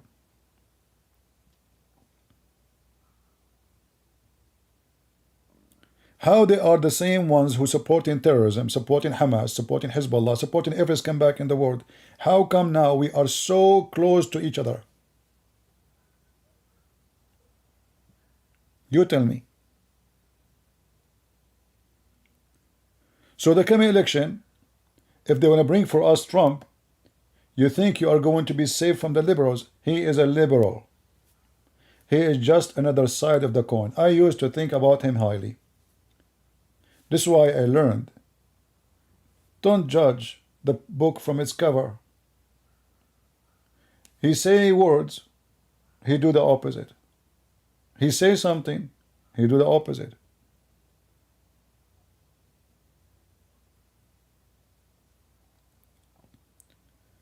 This is why, if you ask me, I hope that we will have a president who is not a businessman, who is not for sale. Trump for sale, they bought him. Biden for sale, they bought him. Obama for sale, they bought him. Clinton for sale, they bought him. Each time you have a president, somebody bought him. If you go check the donation coming to the organization of Clinton, and look how the fraud work. So now, like, I am in politics, I am president, I don't have the right to receive donation, etc., except for the election. So what I do, I create a humanitarian organization to fight cancer, to support children, and then all the money go to my bank's accounts around the world. Hillary Clinton, she have her daughter wedding cost $3 million. If you go check how much money this woman she make a year from her job in the government, her and her husband, both of them, they work all their life for the government, and look how much they are in love with the government. Why they want to work for the government? I mean, what is the salary of the president of USA? Nothing. A policeman will make the same. So why they are so desperate to become president? Because of the money will come from behind it. Why they are, many of them, they are desperate to be in the Congress because stock market alone is a big benefit. Nancy Pelosi is in the same job for a century. She will not go. People die, people live, people born. She is there. Why? Because she is in charge of the stock markets. Any company they want to merge, they want to buy, they want to sell, they have to report before anyone knows to this group of Congress. And Nancy Pelosi, she go and buy the stocks. And guess what? Nancy Pelosi, she never bought the stocks and they lose money. Nancy Pelosi, she always sell stocks before they lose.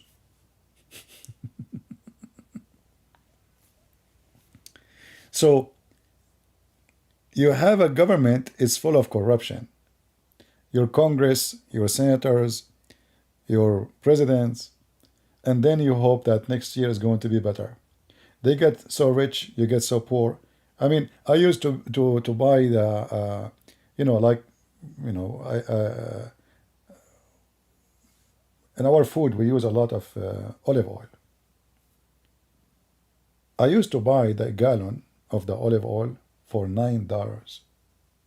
Now it's 19. And the other day I bought bread from Walmart. The bread in Walmart used to be so long, it's almost like 32-inch. Very big. It was for $1. All this big bread for $1. Now it is not even half the size and half the weight, and it is almost 180 cents.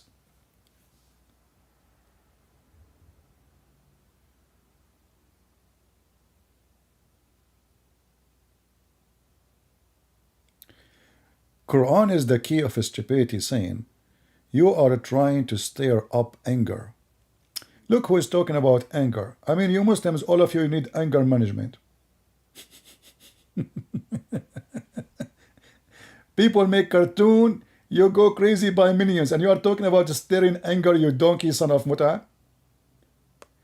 People make a joke about your prophet, you go and you want to be caught at Starbucks, be caught McDonald's, be caught in China, be caught, and you are talking about stirring anger, potato. Your wife, she do muta, you don't get upset. You stay in jail, in the Israeli jail for 3 years. You get out. You are a Hamas member. You are a hero. You find your wife, she delivered a child. You ask her where the baby coming from. She will say to you, honey, you forgot I was visiting the Jews when you were in jail. And they asked me to strip. And you don't get angry.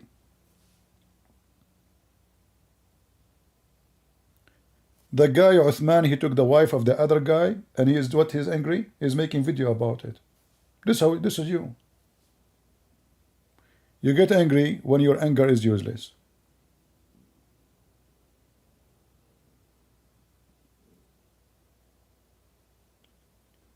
Christian Prince, he wrote many books. What do? You go to Amazon to complain. Amazon bought my books, and you shut up.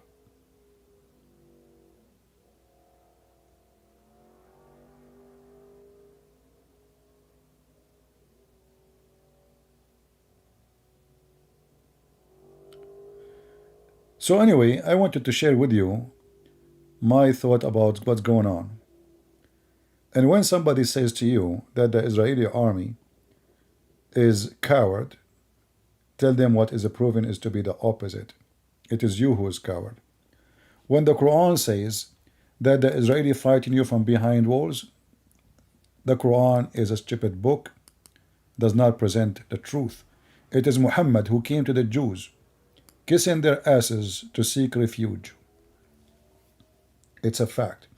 It's your prophet Muhammad. There's the battle. It's called Al-Khandaq. It's your prophet who dig around the walls of the city of Medina, a trench, a hole in the ground around the city. Who is the one who fight from behind the walls? It's your prophet.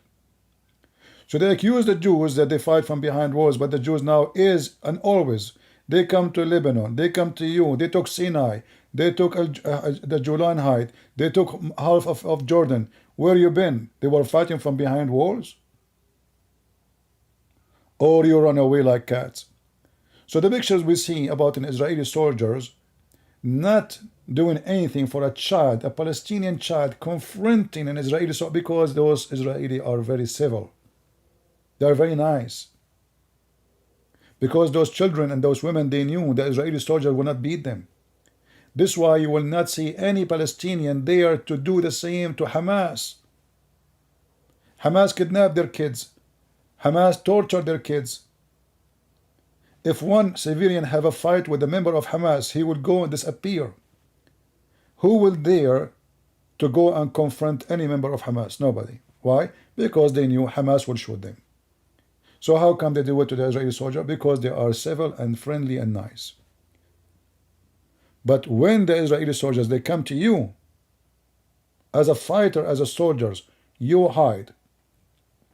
And this is the case for all Muslim countries. Saddam Hussein was a hero. The American, he called them the cows, the American cows. When the American cows come to Iraq, Saddam Hussein, he hid like a rat in the hole. In case you have a bad memory, I can refresh it for you. Al-Qaddafi himself, he hid in a sewage. Go check the video.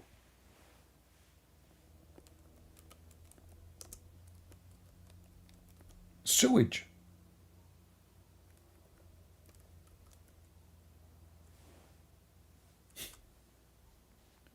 So your lion, suddenly he is in the hole.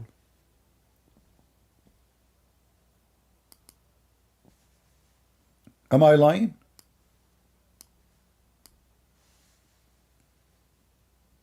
Osama bin Laden, he go hide behind a civilian in Pakistan, thinking that Pakistan can protect him. They went there inside the heart of Pakistan and they get him like a puppy. This is the hole of Saddam Hussein. Look how small it is. Look like your hero can shrink so big. I mean so small. It's a miracle. Those are the American soldiers opening the hole.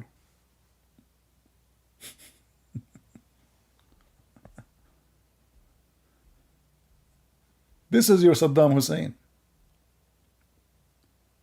Same for the Caliphate, same for al-Baghdadi, same for, I mean, all of you is the same. So you claim that you are brave, you are, etc. You go, you attack civilian, you attack women, you know, oh, Allahu Akbar, and take a video. And when the real armies come to you, you are in the hole. Are we lying?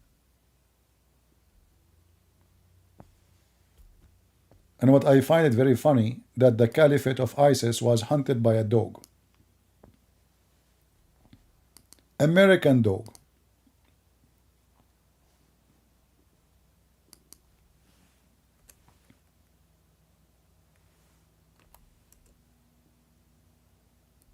Are we lying? No, we are not.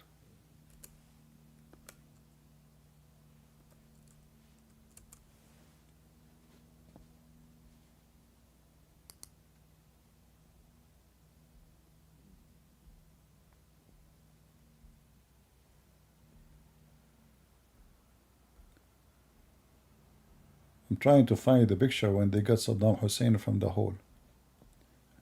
Look how embarrassing those pictures. This is an American doctor checking the head of Saddam Hussein because he was full of lice.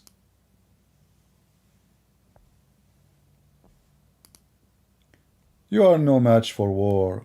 You don't have the courage, you don't have the knowledge, you don't have the ability, and yet you think when you buy a Kalashnikov or a missile, you think you can kill everybody. This is why I find Islam is very, very awkward, stupid religion. Give a Muslim a rocket, he think he can destroy Russia. He think he can destroy America. He think he can burn Israel. Just give him a rocket, one rocket. And then when the enemy start making them falafel, Allahu Akbar, look, they are killing civilians. So you shoot rockets at civilians, okay. You come and you attack, you shoot, you rape women, you kidnap children. They kidnap even a dog. Even a dog. Can you believe it? They kidnap a child, he's 8 months old, the same as their prophet. They are filthy like their prophet. And then, when the enemy do the same to you, you cry. In fact, they are not doing the same to you. The Israelis, they are not raping women. They did not kidnap children. You see, like when they make exchange, the Muslim, they lie, they say exchange of hostages. It's a lie. Those who they are in the Israeli prison, they are criminals. It doesn't matter if he is 17 years old or not. If he's under the age, but he tried to kill an Israeli citizen, he's a criminal. His age was going to make a difference? There's tons of videos on YouTube showing you how they stab. They are cowards. In fact, they use the children to do the stabbing because the Israeli don't have execution, number one, and they will not put them in jail with the adult, number two. Number three, as soon we kidnap one Israeli, we will exchange them with them.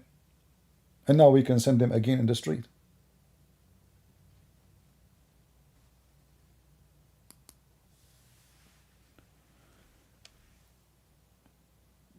I don't know how many of you do subscribe to our channel, but if you did not, don't forget to do. I tried my best to cover many issues about politics, and my advice to people is not to listen too much to what we see in TV. I mean, you can listen, but don't believe them. Fox News is not better than CNN, trust me. All of them, they are business. All of them. Tucker Carlson is the biggest fraud. He's the biggest liar. Never listen to him. In fact, people, they listen to celebrity, not to their brain.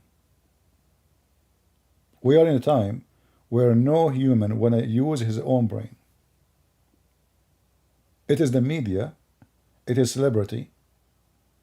If I say now Tucker Carlson is an ugly, disgusting person, you will see how many comments will call me names. But I can prove it.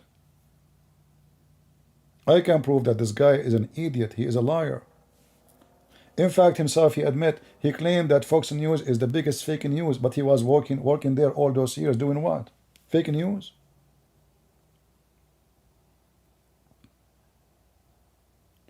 All of them, they are the same. I believe actually that Fox News and CNN is one organization. But in order to control the whole business, so no customers will get out. So one of them, like the bad cop, good cop, So if you are a Democrat, the Republican, they are the bad, the bad cop, If you are a Republican, the Democrat is the bad. So they exchange positions. And this way, the customer who don't like to listen to CNN, well, he have no other choice. He will buy our business. He will subscribe to our Fox News. I will not be surprised if at the end of the day, even maybe they have different names of owners, both are owned by the same mafia organization. One coin, two faces, full of lies. And they support a person or individual if he fit with their agenda and money business. As an example, Fox News, Trump, he was bringing them a lot of viewers. It's a business. So they are Trump every day. Trump, he lost the election, suddenly they dump him. Trump, he will go to jail, they don't want to talk about him. Trump is going to cause them to be sued. They try to dump even their employees. Like Tucker Carlson.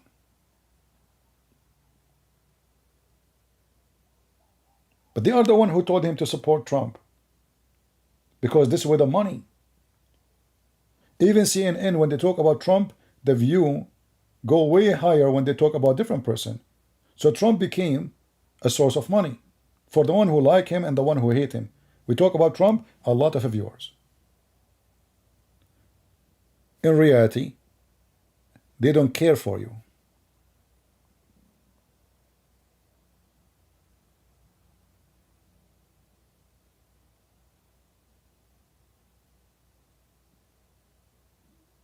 So don't listen to Fox News and don't listen to CNN. You listen to what? You listen what your dignity teach you. Me as a Christian, I have my Bible as guidance. I know where I should support. If the president is a fraud and he's a wicked man, I will not support him. So the answer is very simple. From their fruits you shall know them. Trump, he supported Qatar. Massive way. Actually, he saved Qatar.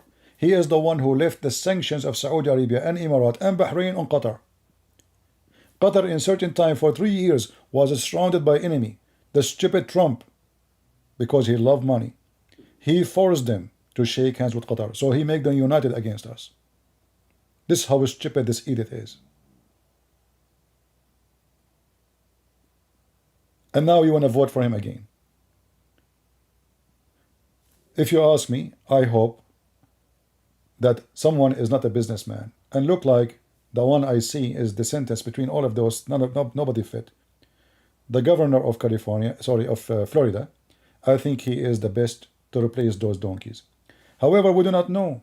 As we know, like you don't know how he will be until he is a president. But why we want to elect somebody already we know that they are corrupt. Even the sentence in the future, we might be disappointed. But based on what we know, he is not a businessman until he proved the opposite. So if you ask me, I hope that Trump is not going to be in the ballot for election. I hope it's DeSantis. I hope he will win. Unless Trump he repent. And I don't think so. You cannot change the man who grew up in the way he is. He worship money. Trump, there's two things you notice about him. He have a lot of ego. He worship himself. He keep talking about himself. Non-stop. Number two, he is just a money guy. He see the whole world from how much and nothing more.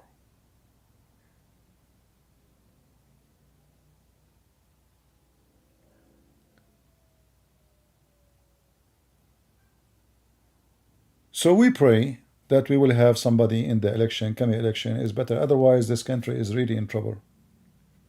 Both parties are corrupt. Both parties are wicked. Both parties, they are hypocrite. Both parties, they have no dignity. You don't know you support who. You do not know you are against who. However, we as a Christian, we should vote for our guideline, which is the Bible. If there is only two, one support abortion, the one is against abortion, then we have no choice. If there is only one support homosexuality, the other one don't, then we have no choice. If one, exactly, I mean, like the list go on. Don't vote for the person. And if there is only two, sadly, this is our system, then you have no choice except to vote maybe for the less evil. So in the coming election, if we have Trump and Biden, which one I will vote for? I have no choice, Trump. Not because he is the best, but let us say he is the best between the wicked. He will cause less wickedness. Yeah, well, this DeSantis, he is the one who stopped Disney from teaching our kids all kind of garbage. He is the only one who stripped them from their Disney in Florida. They have a government. Imagine Disney. They have their own territory. They have their own police. The state have no authority over them. All those years, nobody did change that until DeSantis come. This man, he changed the board of directors for schools. He took bad books from the shelves. He did a lot of things. He's not a talker. Trump is a talker. How many times we heard Trump saying, lock her down, and then he never did anything against Clinton. Nothing. You know what nothing? Nothing. So all the promises he made, nothing happened. The only thing he's good about is business, economy, which is very simple. Support the oil, the American oil. If you support the American oil, all prices will go down. As simple as that. You don't need to be genius.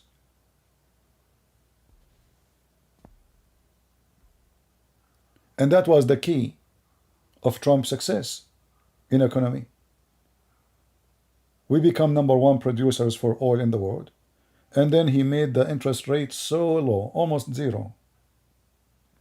Which means people will not keep their money in the bank. They have to invest. And that will move the economy. Two things he did brought success. Biden is a communist, stupid. He do the opposite. He don't want to use our oil, but he want to buy oil. You know, I see liberals are like a bunch of people who they have like they take too much drugs, and they are dreamers. So in one hand, they are against the global warming. They want to fight the global warming. Like now, Kamala Harris, she said they want to give $4 billion to fight the global warming.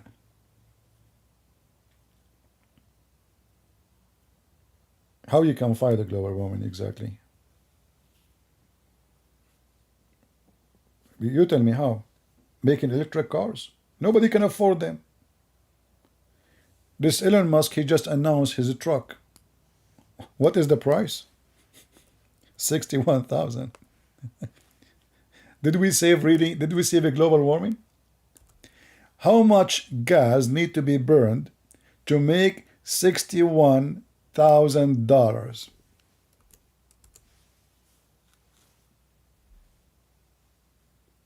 And who can buy it? This is the revolution. In the top of that, the truck looks so stupid, so small, so useless. Who in the world wanna buy such a truck?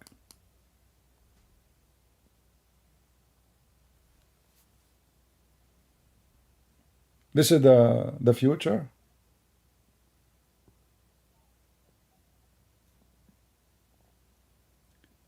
They have bad maintenance. They have bad speed. They have tons of bugs in their software until now. So they are not ready. I support, by the way, to have electric cars so we can get rid of the oil. But you don't change that fast. You cannot change that fast. Things will take its time. Technology does not get ready to go in 2 minutes. If you go right now and ask anyone who have electric car, which one you prefer? The gas one? Or Tesla? I assure you, everybody will say the gas one. They are not good.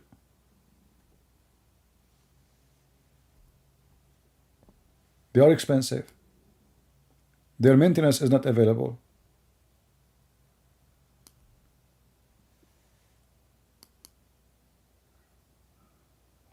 So if you want to fix the economy and you want to fight the global warming, you need to fight the stupidity warming first. There's a stupidity warming. Like, you know, everybody moved like electric cars, yeah, electric cars, and then where is the electric cars? What's happening now? Where is the electric cars? Let me know. And look at this truck, the most weird truck ever. I mean, I don't know what they are thinking.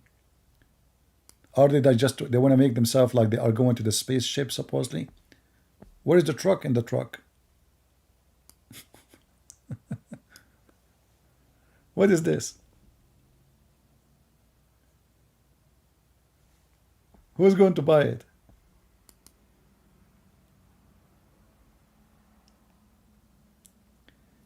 And if you want to fight the global warming, well, stop burning tires and etc. to support Gaza, liberals. Stop using gas cars. He should be the example. If you ask Joe Biden, what is the presidential cars? Which one the cars he use for his security? If there's one of them, it's run by a battery. No. Why? We know the answer. Do his airplane work by gas or by battery. Hypocrite, stupid.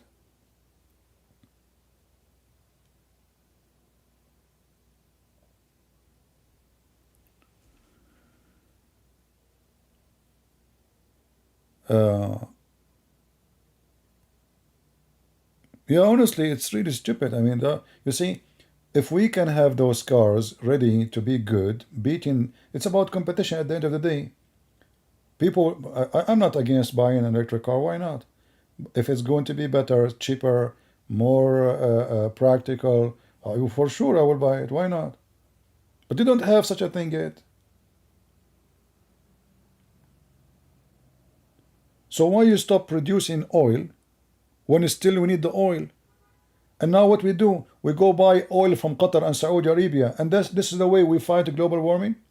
And just to show you how hypocrite they are, the global warming summit last week happened where? In Emirates, a country, all the wealth of it is coming from gas and oil. Can you believe it? The one who lead the fight against the global warming now is the one who sell oil and gas. Do you really believe this? Do you think Emirates, they will support anyone, will stop buying their oil and gas so they can go bankrupt? Who is the stupid here? But they are, they have money. They said, let us make a conference, come here, do shopping in Dubai. All the president, they look how many presidents they come to the conference in Dubai. They are fighting global warming, but every one of them, he have his own jet, his own security team. Thousands of men, they come just for security. Can I show you global warming in the Quran? Yeah, sure you can. I can show it to you too. Each time I read the Quran, I fart. I can show it to you from the Hadith. Don't you know, my friend? Isn't it in the Hadith, it says that each time a Muslim, he called for prayer, shaitan fart? Prove me wrong. Am I lying? Honestly, am I lying? Each time a Muslim called for the adhan, shaitan do fart. In case you do not know, farting is a methanol, and it's very dangerous. So if we go in the hadith here,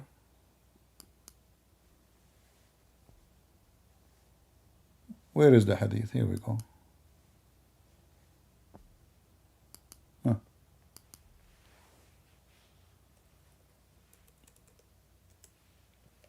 You do not need to show me, my friend. I know all the fart of Muhammad, which is causing global warming.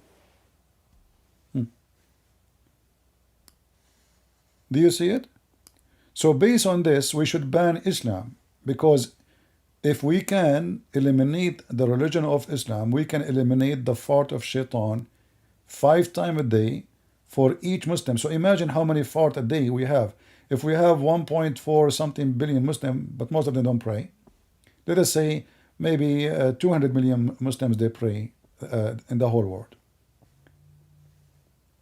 So we have 200 x5. So we have 1 billion fart a day. 1 billion fart. So if you ask me, if we make a summit to fight global warming, we have to ban Islam and ban Muslims from saying at least adhan. Don't say Allahu Akbar, because as you see the result. And now this is explained actually because the Muslim number is increasing. They have a lot of babies. That will make more farting. So there's a connection between Allah and fart and global warming. You say Allah, he fart, result, global warming. Thank you very much. And you, the smarter, you want to show me? I do not need the Quran chapter 21, 32. Do you want to call me to tell me about it? Guys, Quran chapter 21, 32 is speaking about the zone, the predict a zone of liars before science. That's deep.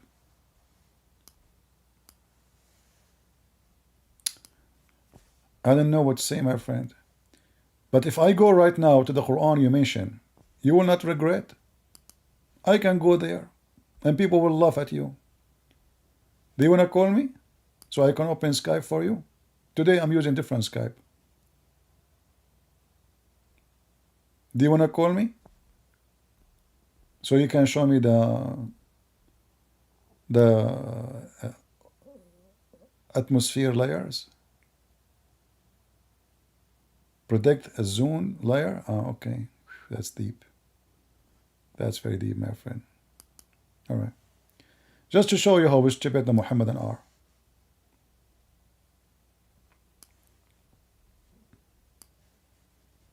I'm not insulting you, by the way. The verse you quote for me, Safaraz. Aren't you Safaraz, the guy with the beard who called me before? Is that the same guy, guys? From Pakistan? He's the same guy, right? Tell me if you want to call me. The verse you are showing me, you idiot, is about Allah protecting the sky from the earth, not the opposite. When Shaitan, he tried to go up to the sky, Allah will shoot his ass by a meteor, actually by a star, according to the Quran, by a star. Do you want to call me so people will laugh at you? So when the Quran says we made the sky protected, the sky is protected, not the earth.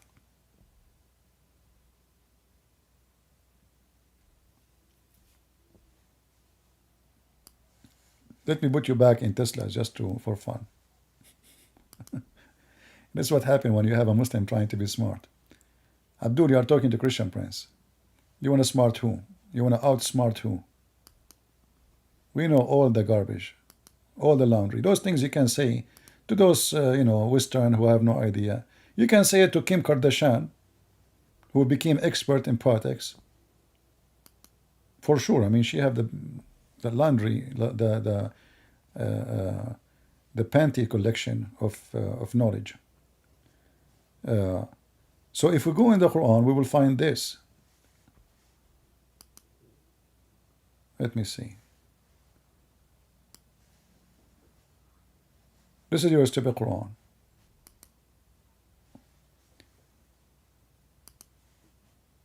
Protected roof, huh?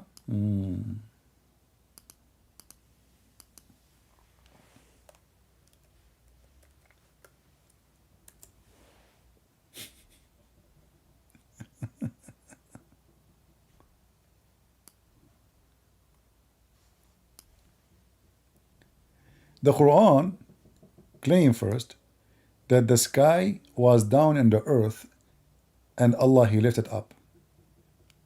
This is a chapter 52, verse number 5. Now let us go to different verse. So take number 1. According to the Quran, the earth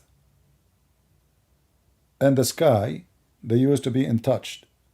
And Allah, he lifted the sky up, which is stupid because we are inside the space, not outside. The earth is not even a dust inside the space. So we are not disconnected. We are in. According to here, the sky is lifted up. Then we will find what that means.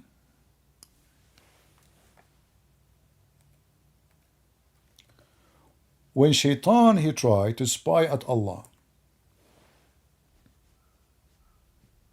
in chapter 15, verse number 18. Here you see that Allah, he guarded the sky. He's talking about what? He's talking about the sky, as you see. Do you see it, Abdul?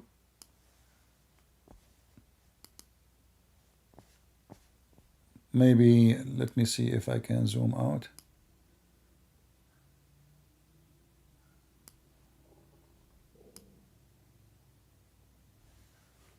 Can you see it, guys?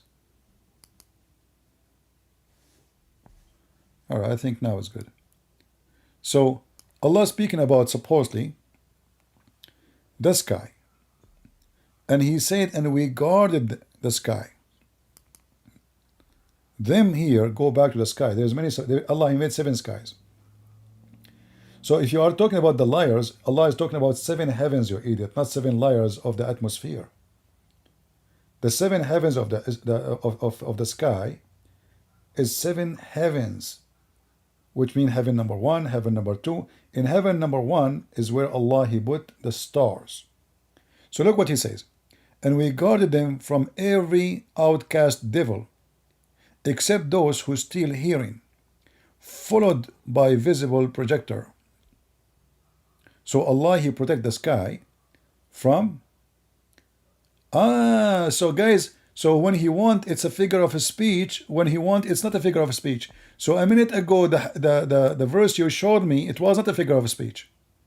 It was about true layers on the sky. Now it is a figure of speech. Abdul, potato. Guys, do you see? It's a figure of speech. Christian, this is not real. It says he shoot it by a real meteor.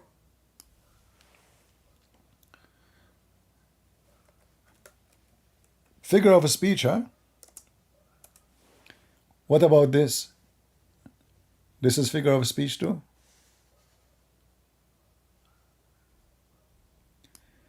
Chapter 37, verse number 10. This is why we find Islam is very stupid and very laughable. So we guarded the sky from every shaitan. We guarded the sky from every shaitan. As you see. We decorated the lower heaven with a planet. See, you are talking about layers, right? Here we go. This is the layer. So the lower heaven is where the planet and the stars are located. And then guarded it from every different devil. If he try to get close, Allah will shoot at his ass. Do you see it? Is that the science you are talking about? So what the stupid Quran talking about is very stupid explanation for the meteor we see in the sky. So according to Muhammad and the Quran, that when you see a falling star or falling meteor, that because Allah shooting the shaitan who tried to spy at Allah. Shaitan, when he tried to get out of the earth, Allah shoot him.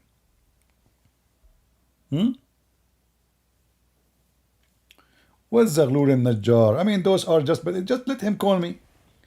Those people, they make money from people like you, Zakir and Najjar. This guy, he have his degree from where, Zakir and Najjar? He has doctor in what? He bought his degree for $25 from the internet. I'm showing you the reference. It's in front of you. If shaitan tried to spy, tried to get out of the heaven, let me show you the verse. I mean, I don't know how many verses I will show you, but we continue. Because your prophet, he's a stupid. He never stopped talking. And the more he talk, the more he do poo-poo. Read with me.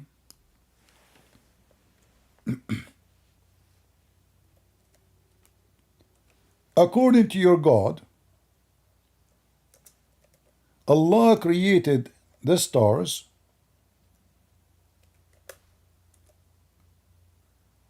so he can shoot the shaitan who tried to get out of the earth.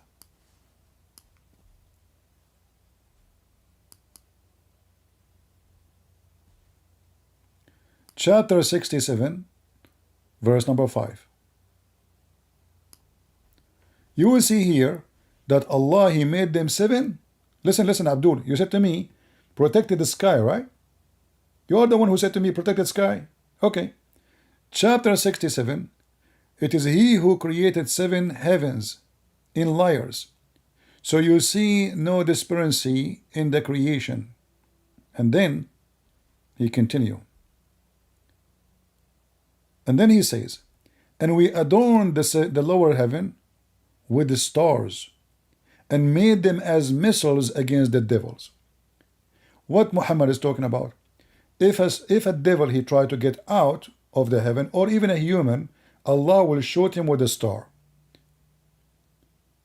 Do you see how we stupid the Quran? Are we done? No. Let's go more. We have tons. This is the beautiful thing about your prophet. He is just a poo-poo machine. I know that you wish that Muhammad did not talk much, but too late. And then your prophet, he said,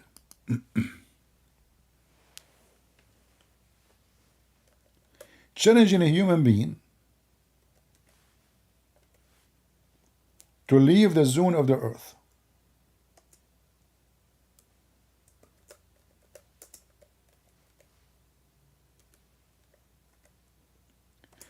And if you try to leave the zone of the earth, Allah will shoot your ass. And he made a challenge to a human being and genie. I think that not including Elon Musk. Correct? And he said, they will not get out unless with my authority. And what is the authority according to Muhammad? Those are only prophets of God. They can go up. And the angels. No one else. Chapter 55, verse number 33. And if you try to go out, what Allah will do? Allah will shoot you with missiles. Do you see it, Abdul? Am I lying? O society of a human and jinn, don't give this verse to Elon Musk, he will die laughing at your God. If you can pass through the bounds of the heaven and the earth, go ahead, go ahead, go ahead, go ahead, pass, go ahead. And you will not pass except with the authorization by Allah. Look like the communists, they get the authorization from Allah, and Elon Musk, he got the authorization from Allah, and the Muslim did not. Because until now, the Muslim, they cannot. In order for a Muslim to go to the space, he have to use either American or Russian spaceship. Do you see it? And if you read the interpretation, your prophet agree that this verse is about that nobody can get out except the angels and prophet of God only. And if you try to do so, what Allah will do? Read with me carefully. And you will be bombarded boom, boom, boom, with the flares of fire and brass. Well, obviously, the Quran is proven to be accurate, and it is scientifically true. So this is the liar protected of the Quran and the science. This is what science says.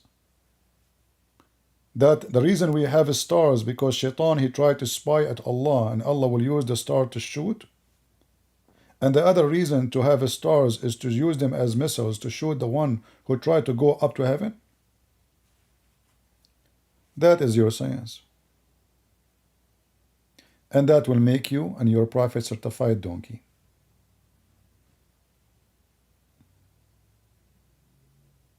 Absolutely, I'm so jealous of the Quran. I mean, this is the book. This is the book who says you can eat in the house of your father and your mother and your sister. I mean, how in the world we will know that? You know, listen carefully. The Quran not only is a book of science, is a book of wisdom. It never happened before that there is a smart God who told the human being that if you are blind,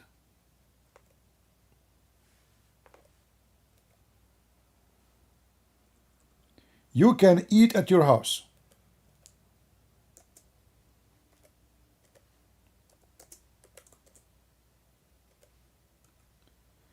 If you are broken, you have a broken legs, you can eat at your house. And however, it doesn't matter what the situation, you can eat in your house. Look at this wisdom. When I first time I saw this, I said, oh man, this Muhammad, he was taking too much hashish. And that make me believe that actually Muhammad was a liberal. And he was from New York. Liberal from New York. Not you know, there's many smart people in New York. But liberal from New York, it's a massive thing. Hashish. There's no blame on the blind, nor any blame on the lame, nor any blame on the sick, nor on yourself for eating at your homes. Now you tell me, how in the world Allah, I mean, what kind of yoga he was practicing? Even the stupid Sadguru did not come with this. I'm really astonished. And if you think about it, by the way, if you want to say no blaming yourself anyway, so why you are saying the blind and the, I mean, and where people at that time used to eat? In the McDonald's? 1400 years ago, where people used to eat?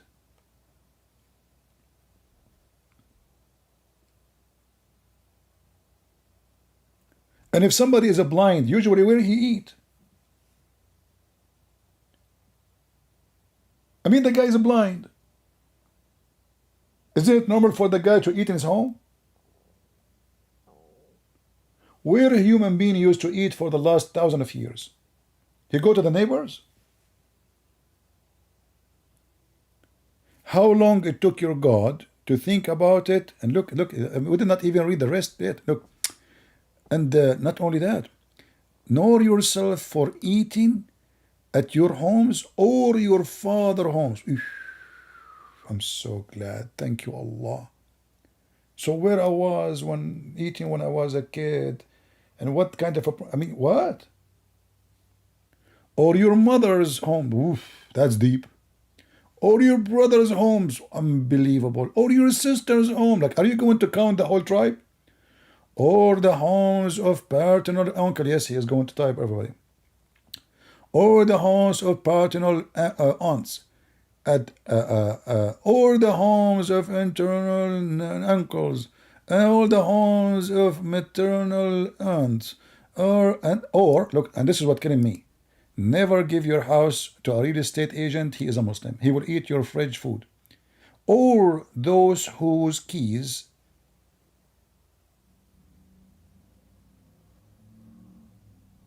you own. Actually, the translation is not right. Not own. The keys of the houses you have. If any house, somebody give you the key, or it says actually there, or the house of your friend. So if somebody give you the key to take care of his vegetables, let us say flowers, plant, whatever, the Muslim, he have the right now to eat all the fruit in the fridge. Permission from Allah.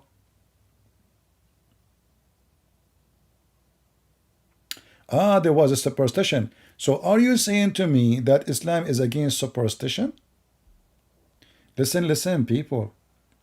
This is because before there was superstition. Okay. So the superstition says if a person he is blind, he eat in his home, what will happen to him? He will become blind more. I mean, look who is talking about superstition. Isn't it your religion? Is all of it is about superstition? Isn't it your prophet? He says the black dog is the devil.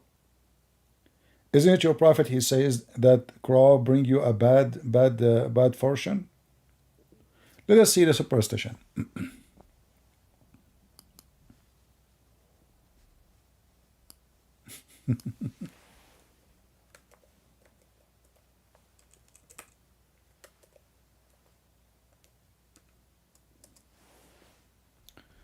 Mr. Superstition, read.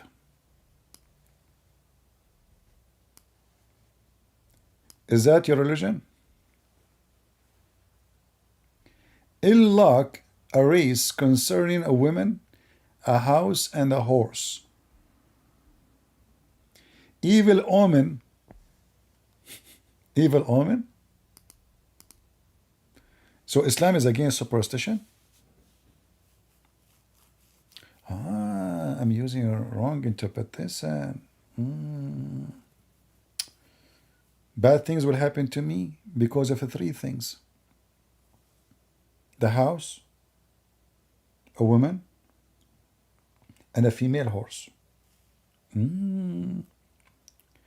What he's saying, that if you buy a house which is not good house, bad luck for you, this is not superstition, bad things will happen to you.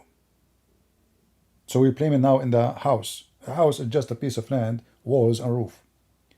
Women, a woman in your house, she is the one who will bring evil to you. By superstition only, not because she did anything. No, just her existence there for doing nothing wrong is the reason for any evil happen to you. And or a horse. Is that superstition? In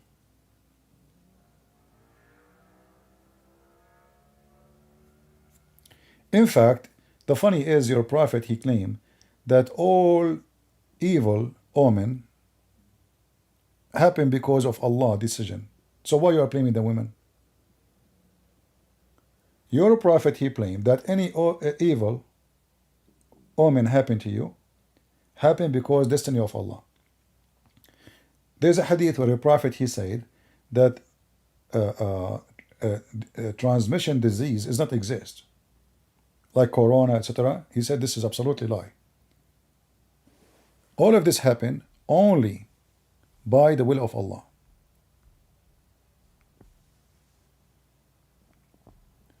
The Messenger of Allah said, there is no infection and no evil omen, but there is anything that may be source of a trouble that would come to your house, horse and or a woman. You see, look here, they don't translate really the whole thing, you know.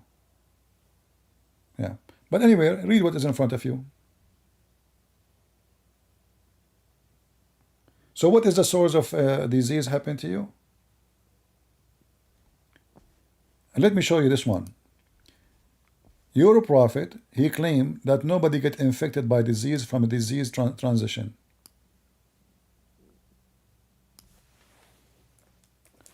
Read and laugh. Yeah, Imam Murrah is here. Call me so we can laugh, Imam Murrah. Potato. Look what Muhammad he said. Muhammad don't believe that anyone will get infected by any transmitted disease. It's a lie.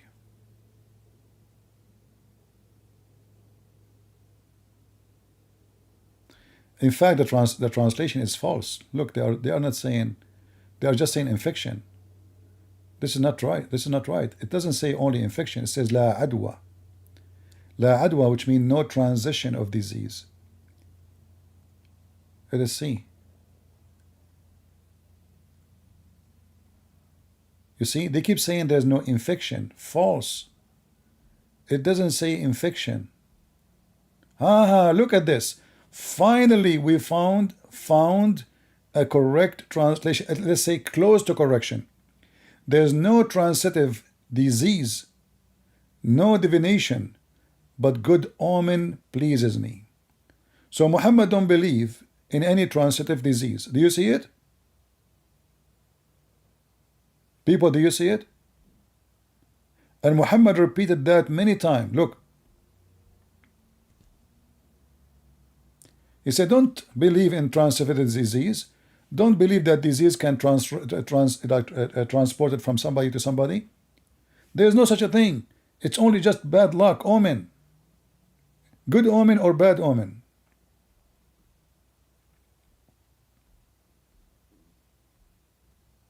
Do you see it?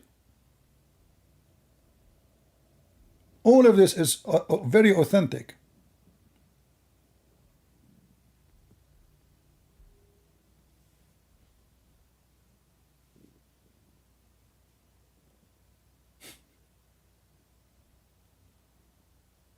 And look what the Muslim here says.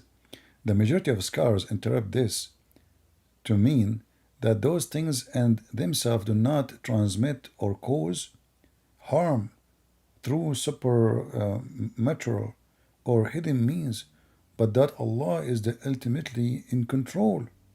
But it says there is no transmitted disease. Yeah. Read here this one. This one is even more nice. Apostle of Allah, he said, there's no adwa, no contagious disease is conveyed without Allah permission.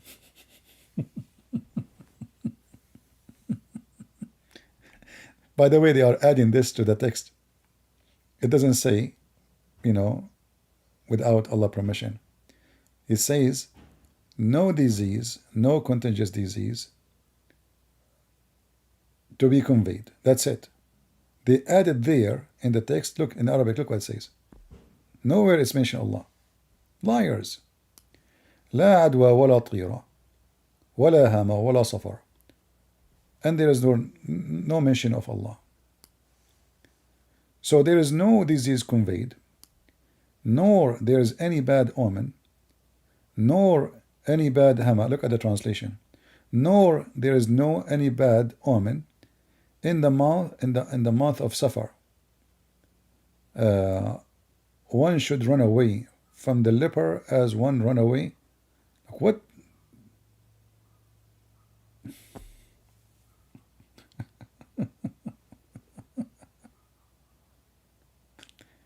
You just said there is no contagious disease, and now you are saying to me you should run away from the leper?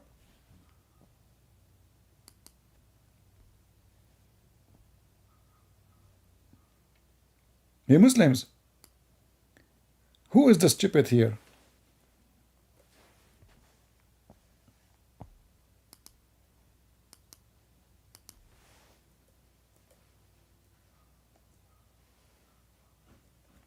Anyone?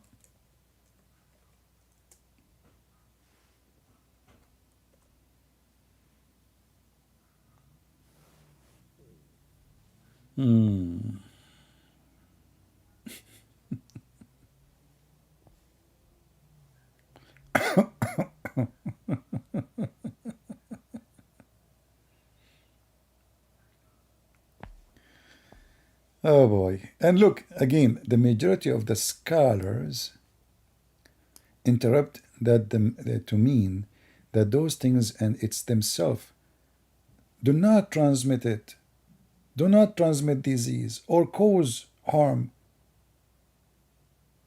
No, they don't.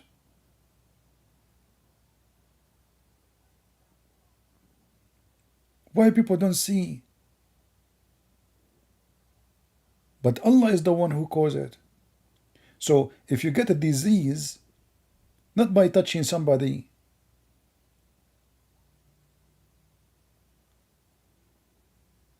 no, it's Allah. Disease don't, they are not contagious. They don't do that. There's no such a thing. It's Allah, He gave it to you. Pure science. Who can beat Muhammad, you know? No contagious disease is conveyed to others without Allah permission. False translation, by the way. Nowhere it says such a thing. It says no contagious disease. That's it. There's no Allah permission. Look how they lie, just to make it look better. Where Muslims, who is a Muslim who read Arabic, can call me and show me where it says without Allah permission. In fact, I can do this, just to show you how they lie. This is the link. Copy the Arabic text and post it in Google. You see, they add those things so the one who speaks English, he will think that Muhammad is saying something totally different, when in fact he is saying that no disease can be contagious. This is a lie. Contagious, sorry. Excuse me if I say the word pronunciation wrong.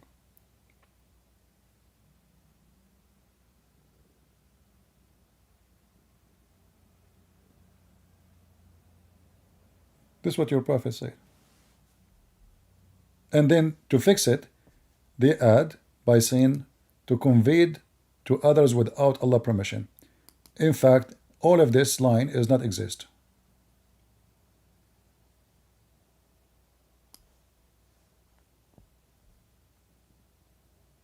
All of it. Use Google Translation and prove me wrong. Liars. No shame.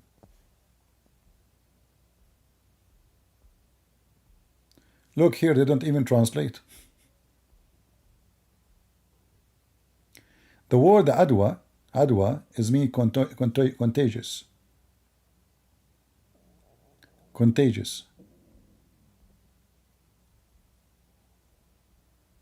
Is that translation? I mean, you are keeping the Arabic word the same. Look at this.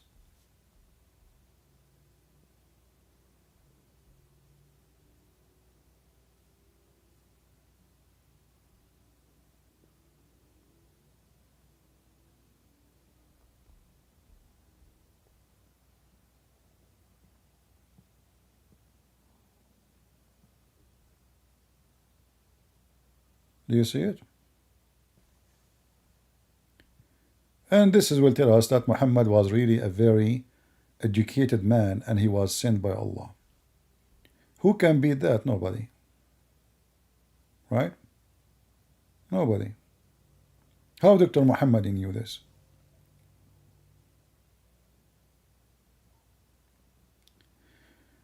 Our friend Cycle saying, please CP develop for us a course for us how to defeat Islam, if you have any course.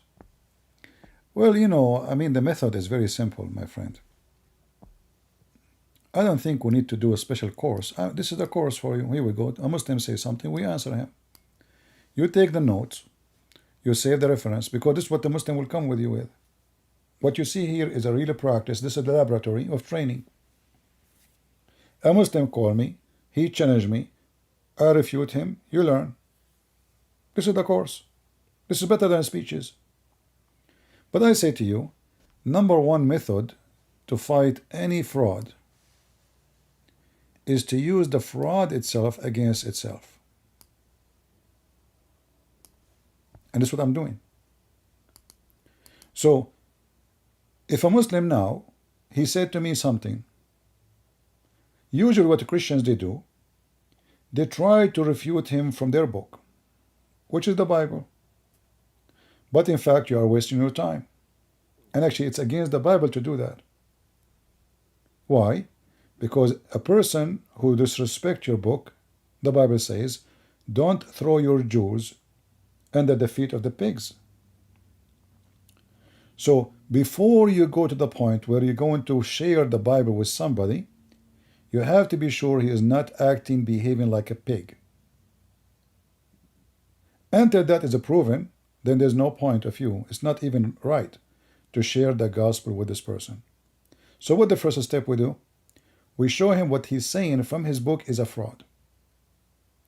We use his own book against him. Like what I did all now. Until now, this guy was saying things to me. What I did I use any verse from the Bible? No. I opened the Quran, I showed him the Quran, I get him busted. And then when the person, he noticed that his book is stupid, and now he is listening. This is the time you share your jewels with the one who is listening, not with someone acting like a pig.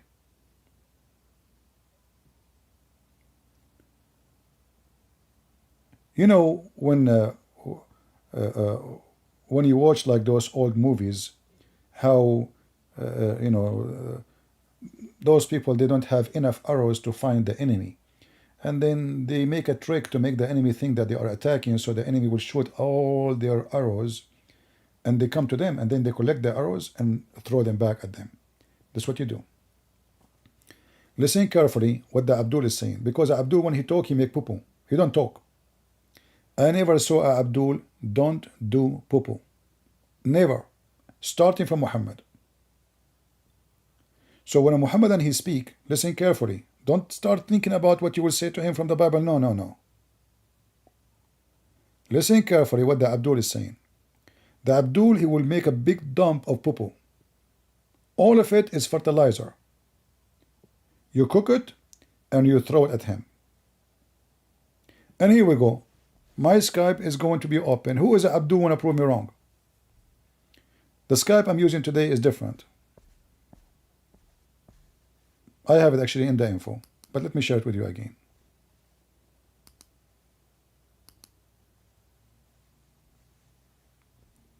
I'm using different Skype from the one I use usually.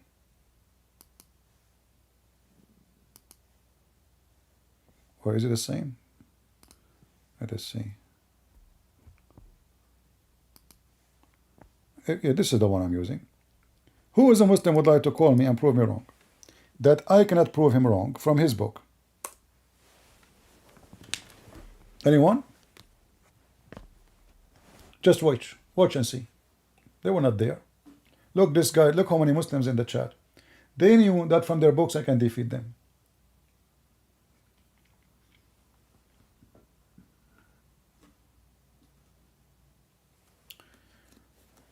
What is your opinion about the number of the beast in the back in the book of Revelation?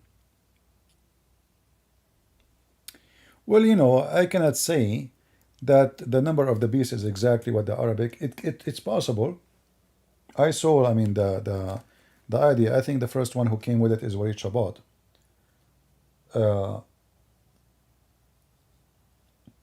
But I believe the book of Revelation, we will not really understand what it is about until things happen.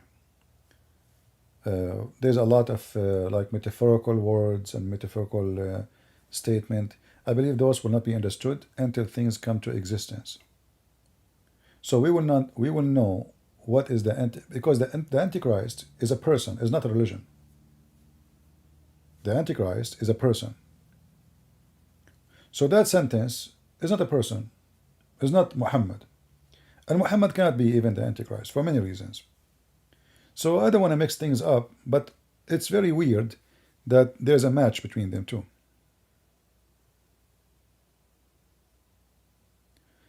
Why you are so scared to look in your Bible? I did look, Safaraz, and I found that your stupid Quran confirmed my Bible. So now the problem is, why the stupid you afraid to look at your Quran, which confirm my Bible? Why you Muslims are so ignorant, hypocrite, liars? You deny that our book is true, when your stupid Quran keeps saying our book is true. Is that fair, guys? Why I want to look at my Bible right now when I can get you busted from your book? If I show you 1 billion verse from my book, you will say I don't believe in it anyway. Correct?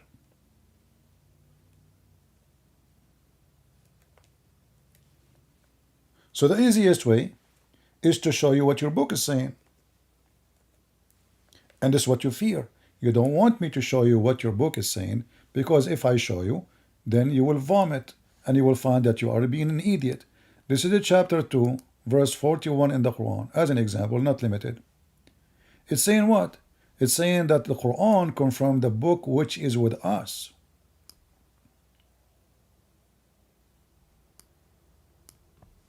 Other verse.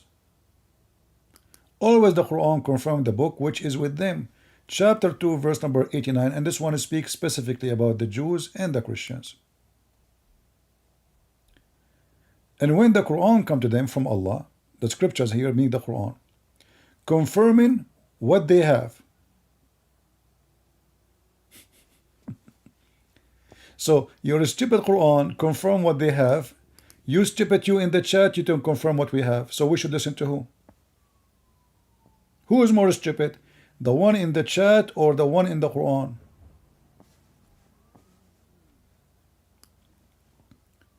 Guys, does it say confirming what they have? Or Christian Prince is making things up? Does it say that? This is a chapter 2, verse number 89. And there's tons of verses, not only one, not only two, not only three, not only four, not only five. So this is the stupidity of the Muhammadan. They flood the internet with saying the Bible is corrupted. And then their stupid prophet, he says, no, hold on. I confirm the book with them. And not only that, in some verses says even مُصَدِّقًا لِمَا بَيْنَ يَدَيْهِمْ, what is between their hands. Specifically, physically. Not only what is with them. Like here, you know, it says confirming what is with them. But other verses, which the Muslim they lie in the translation, it says مُصَدِّقًا لِمَا بَيْنَ أَيْدِيهِمْ, which is between their hands. And then you will find the Abdul like this saying to you, your Bible is corrupt. Number 3. Where is the gentleman who says, do course to learn how to debate Islam? Listen to this. The Muslim believe that the Bible we have is sent by Allah. So what I should do to the Muslim who says Bible is corrupt? Say to him, okay, you're a stupid God. He could not protect his book. Is that what you are saying to me? So Allah, He sent down the Torah. Allah, He sent down the Injil, which is the gospel, the Greek word. Allah, He accept the Greek Bible only. And then Allah could not protect His book. This is the problem of who then? This is the problem of the stupid God who claim that He sent those books yet he cannot protect them. And this is additional proof that Allah can't be God. For if he is God, and really he is the one who sent those books, how come he could not protect them? As you see, the Abdul, he was just accusing the book to be exchanged. So what he is saying to us, that he's a stupid God, he sent books, but he don't protect the books. Right? You have traveled 2,000 years from the future. Oh, Imam Murrah, you remind me of your prophet who traveled more than that between Moses and the Samari. The Samaritan, according to your Quran, they are exist according to the time, in the time of Moses. So who is the one traveling 2,000 years? You or Fifi or a prophet of Allah, Muhammad? Potato. Call me, or let your sister Fifi call me. Yeah, just call. Cowards, potato, sons of Mutaz. The Samaritan, he was exist in the time of Moses? Are you sure?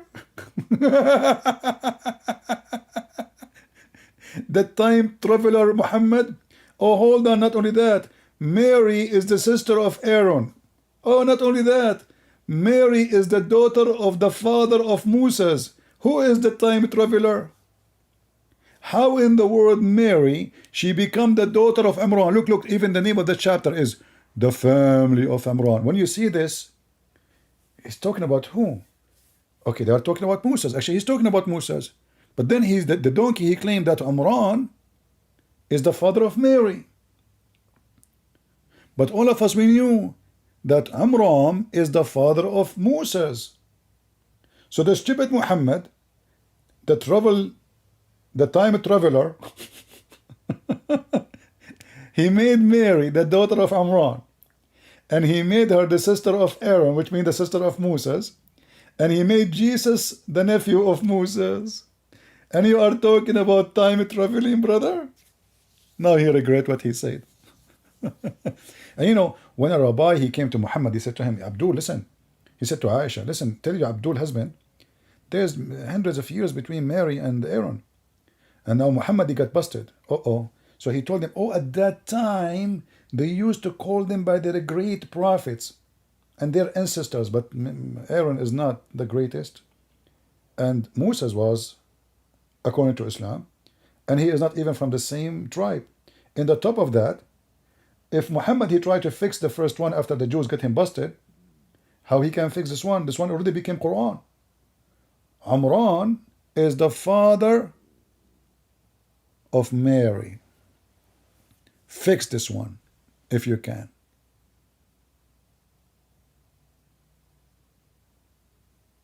Can you? Who is a Muslim want to fix it? How Mary, she become the daughter of Imran, and Jesus became the grandsons of Imran, the father of Moses.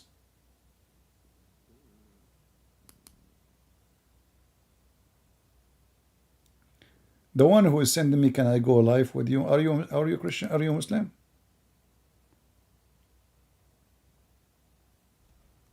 If you are a Muslim, you can text me.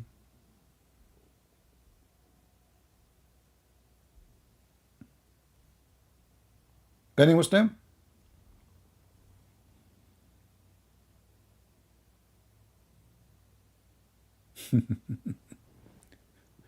I mean, your prophet is so good in time traveling. And not to forget, by the way, when Muhammad, he went to heaven, he found Moses and Adam and Isa and Ibrahim and everybody there. But according to Islam, according to the Quran, all the prophets are dead. And they will be resurrected in the day of judgment. And Muhammad will be the first one to be resurrected. So how they are dead, he found them in heaven.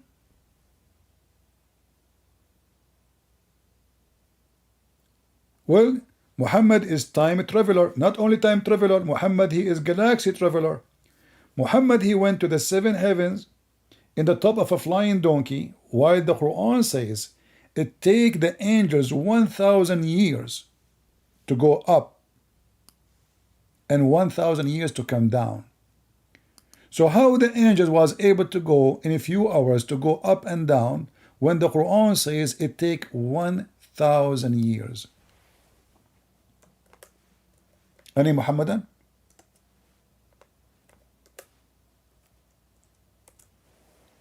Maybe he was using Tesla spaceship, Elon Musk, huh?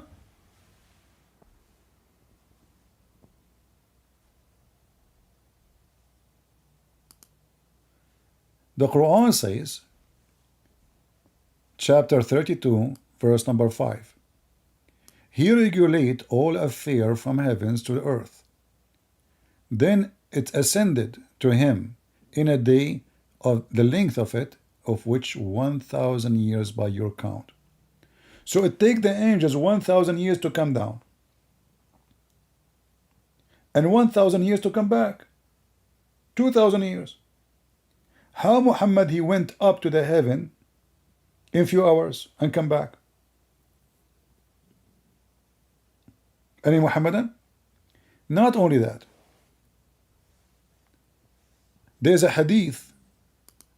I mean, most of people when they read, they don't notice how stupid Muhammad is.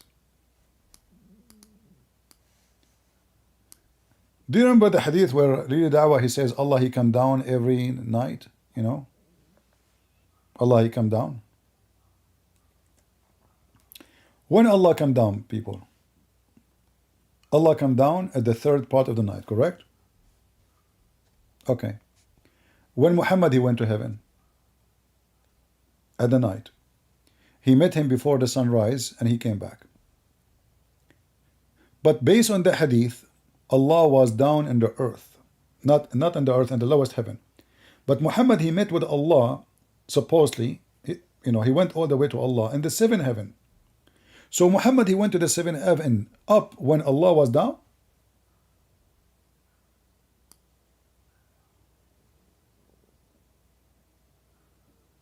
Huh?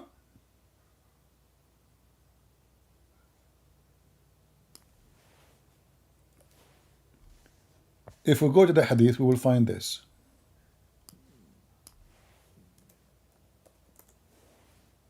Oh.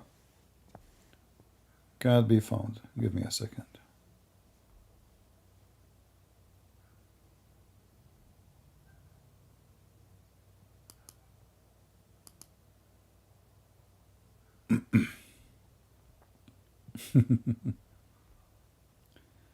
He come down, huh? Yeah, must be true. And remember, the Muslim they said that God cannot be God if he enter his creation. And then what we find? We find that Allah is coming down. Where is the hadith? Hold on, give me a second.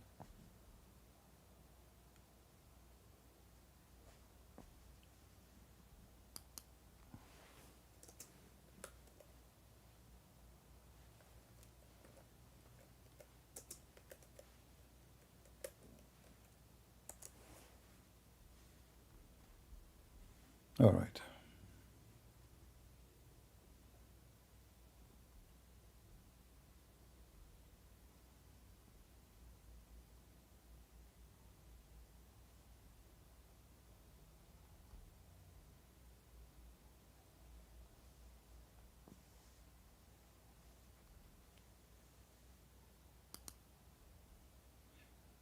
I don't know, for some reason I cannot find the hadith in English. I'm just finding it in Arabic.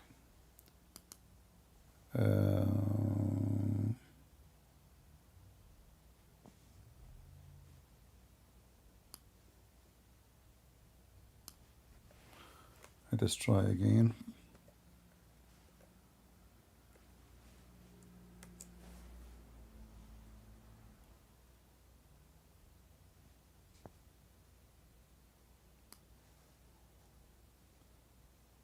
Okay, let's try this.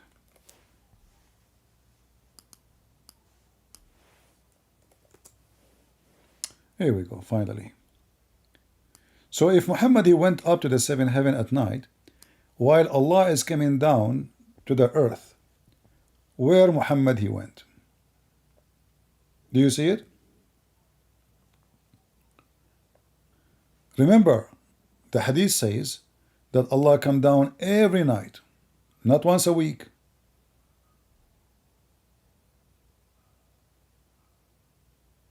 Not once a week.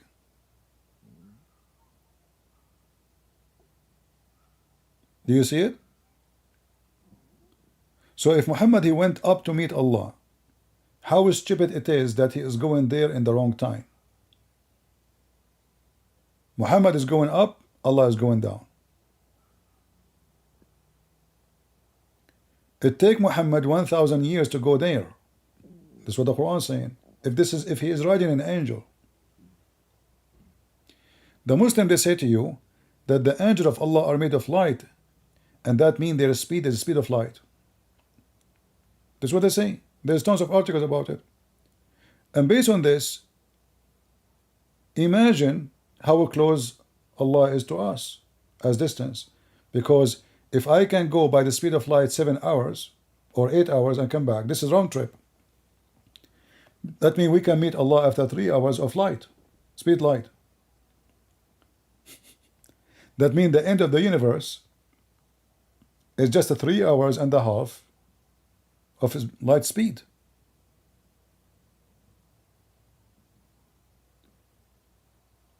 But we know that this is absolutely false.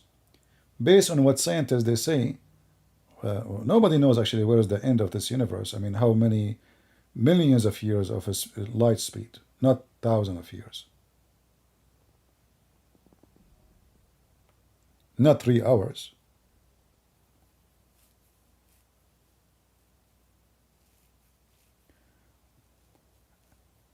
Yeah, isn't it? Yeah, Mark is asking, but isn't it nighttime somewhere else in the world? No, because Muhammad he think that the earth is a flat, so the whole earth have one time zone. That's why he said Allah he come down, because if this is the case, listen, if Allah come down to every group of people, that means Allah is like a yo-yo, and there's no daytime for him. He keep going up, going up, going down, going up, going down, because there's many time zones in the earth. But Allah he mentioned that he come down once, and that is a third part of the night. Why? Because he thought it's going to be the earth is a flat. That's what the Quran is saying, and the whole world have one time zone. So as you see, Muhammad is just a person who make poo-poo. The more poo-poo he make, the more we laugh.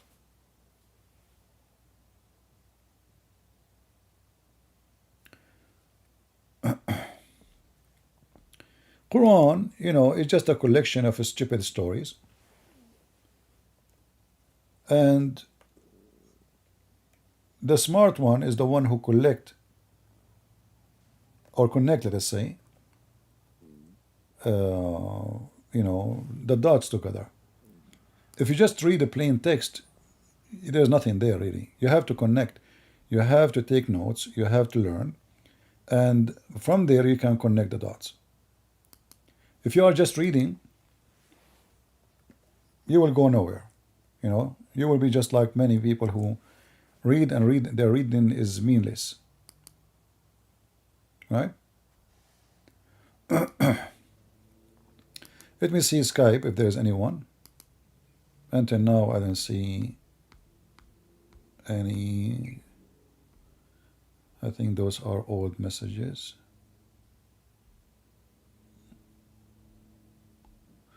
Yeah, I don't see anything. All right.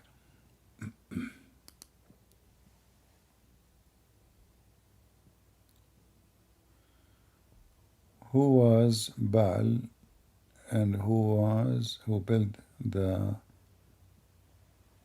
Baalbek in Lebanon?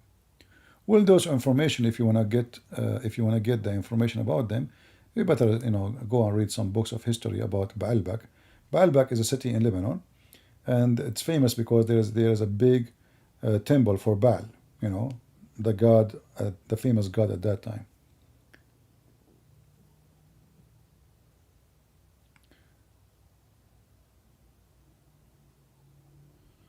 All right. Do we have any Muslim would like to join us? I don't see anyone. I'm going back in the chat to see if there's anything. Okay, a person asking, what is your opinion about chapter 2, verse 109?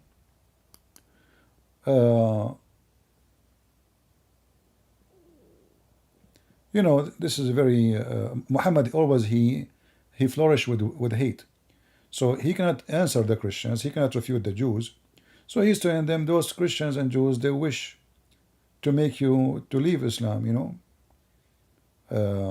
after you became a believer, because they have you know, they have envy in their heart. Don't listen to them. It's just a way to make people not to listen. The same thing Muhammad he did. He said to them, when somebody start making fun or questioning the Quran, leave. Instead of refuting them, leave them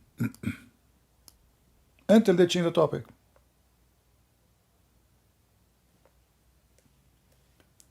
So if they start talking about the Quran, even if they are speaking in respect, like they are asking you questions, you know, and you don't know, as usual, Muhammad himself could not answer, so how the Muslim they will answer?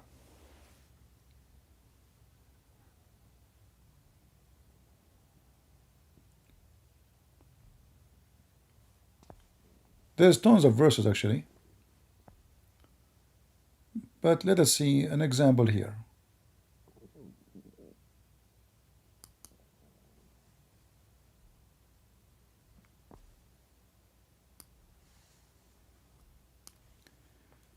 And you will notice right away what Muhammad, the Muslim translation, he has called it vain talk. What is that vain talk? Is it like somebody using the F word? No, no, no. You will notice right away, the verse after it is about what? You cannot guide whom you love, but Allah guide whom He wills. So what he called vain here is the one who is debating you about your logic, your reasoning. So, okay, he don't want to, you know, like I could not convert him. He is having a good point. He is refuting me. So, okay, you know what? Stop, stop, stop. Because you cannot guide whom you love, but Allah guide whom He wills. And here you notice, this verse alone, by the way, is enough to destroy all of Islam. Anyone can tell me how? I will not say anything. I will wait for you to tell me.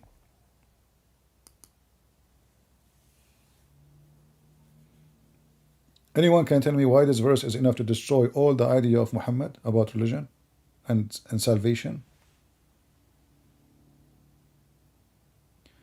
Why you don't come live in the daytime? I was here in the daytime, my friend. I was live since 4 p.m. or 5 p.m.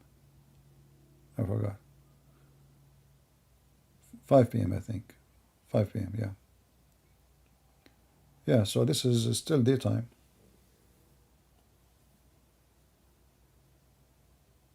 Anyone can tell me what why this verse alone is enough to destroy Islam?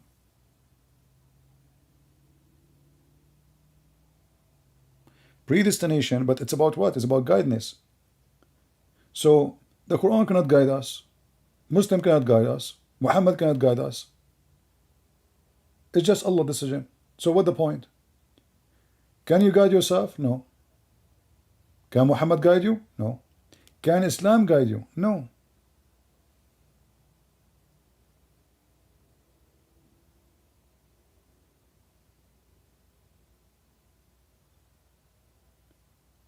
And Muhammad actually, he mentioned this verse here.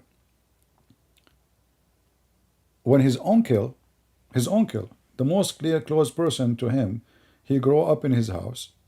he refused to convert to Islam because his uncle, he knew Muhammad is the last one to be a prophet.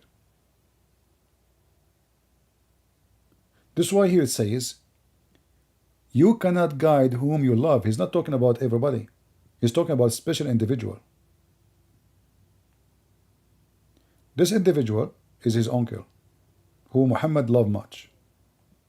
Muhammad, he grew in his house. This man, he took care of him. So he was his mentor, his protector, his feeder, his household, his everything. Even this man, even in his death, he refused to convert to Islam. So Muhammad now, he want to explain why he failed even to convert the most person who he loved, and that person loved him too. He have to blame somebody. He blamed Allah, saying, it is not you who can guide him. It's Allah only. Same time the Quran says, Allah misguide, and Allah is the one who guide. So if the uncle of Muhammad was misguided, it was Allah who misguided him too. And that again proved to us that Islam is just a joke.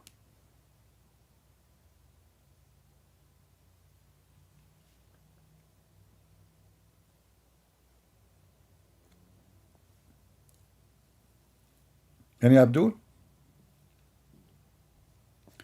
The Quran is making it clear that Allah is the one who misguides. You see, actually, my book name is what?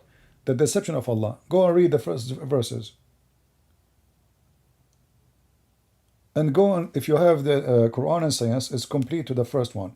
The Muslim, they try to refute me, saying, oh, the deception here is not true, this is false, etc. So I made the first few pages in the second book, all to get them busted. Go read it.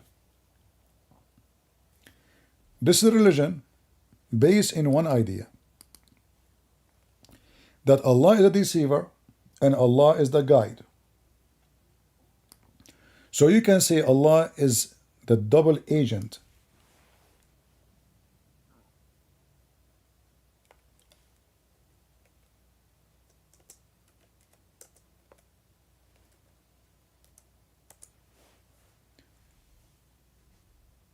Allah, he guide who he will, and Allah, he misguide who he will. All those verses, look.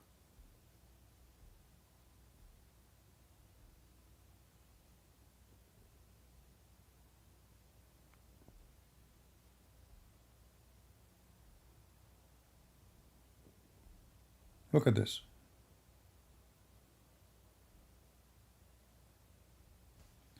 In chapter 13, verse number 27,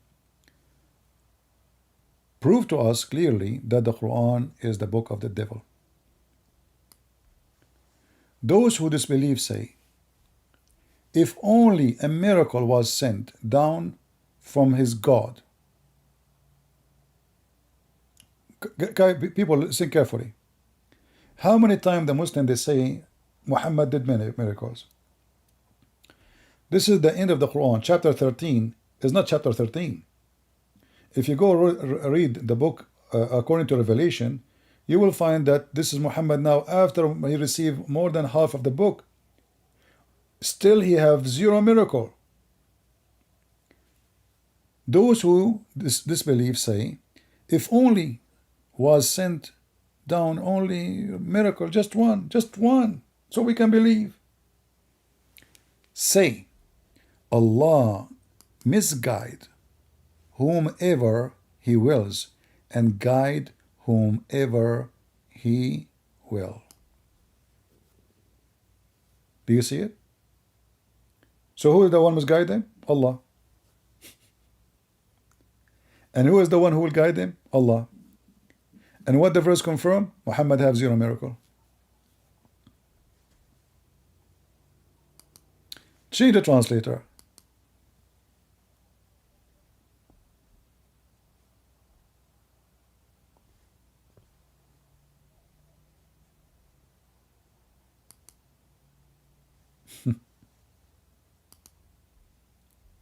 You know, I'm very thankful for the stupid Muhammad, actually.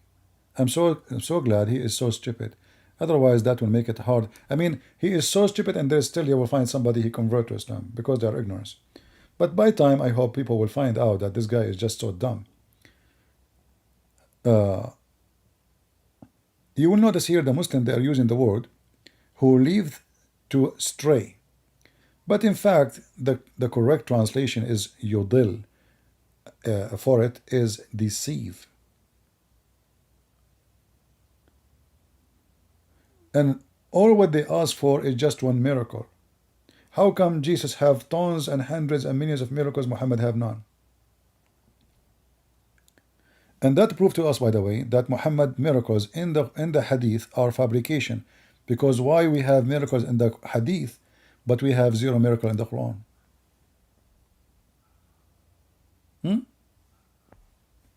Chapter 16, verse number 93,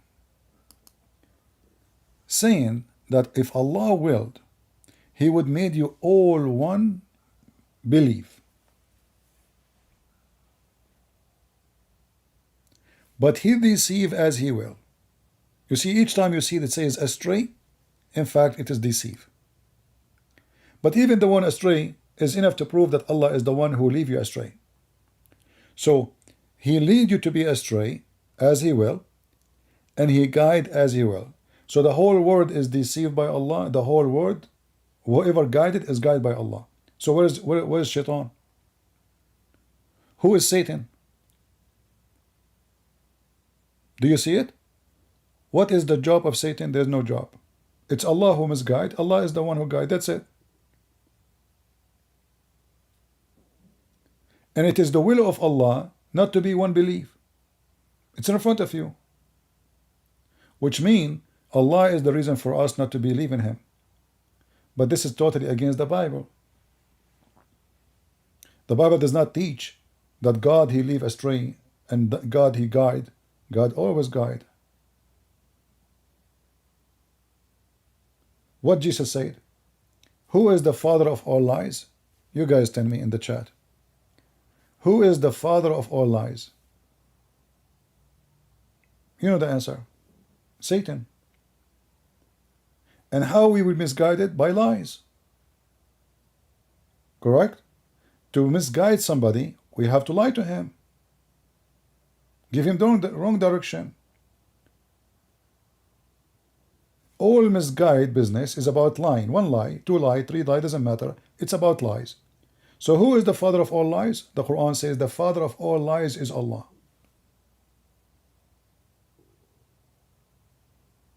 It's in front of you. Even the Quran go further to make it clear for us that Allah is the father of all lies by saying,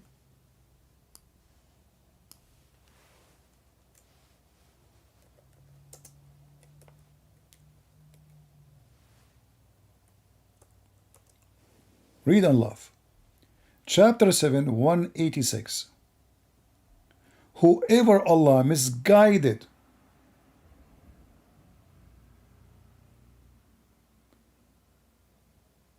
and He leaves them blundering in their So, by the way, translation is not correct. But what the verse saying, whoever Allah misguide, no one can guide him.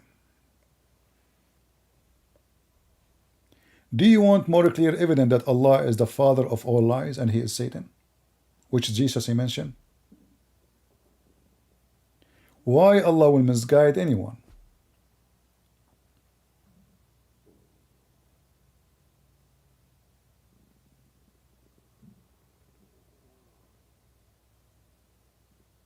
Are we taking reference for the people who are trying to learn? Are we saving reference? I hope so. And by the way, if you change the translator, you will see how translation change. Like here it says misguide, in other they will say something else. They will say astray, they will say, you know, but even misguide, it's false. It's deceive. Yudil not only misguide, it is deceive. So whoever Allah deceive, no guidance for him.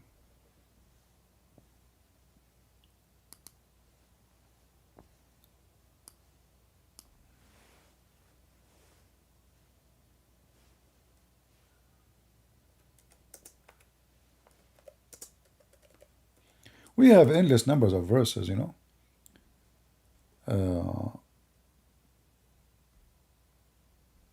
Look, all those verses.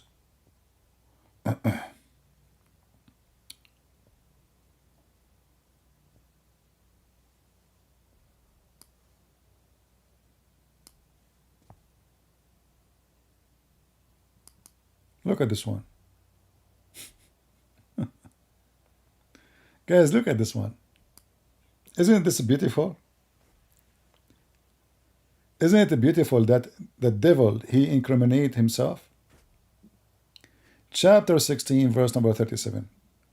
Even though you may be concerned about their guidance, Allah does not guide those who misguide, who He misguide. Who is the one who misguide them? Allah.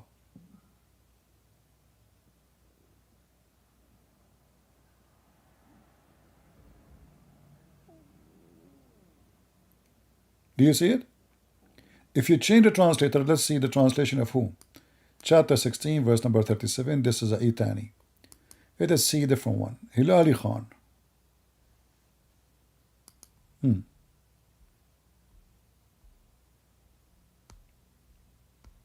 Okay.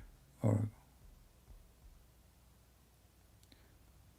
If you covet for their guidance, then verily Allah guide not those whom He make go astray. So, suppose now they make it look better. Do you see it? Who is the one who made them go astray? So Muhammad trying to guide them. Allah saying to him, you're trying to guide the one who I misguide?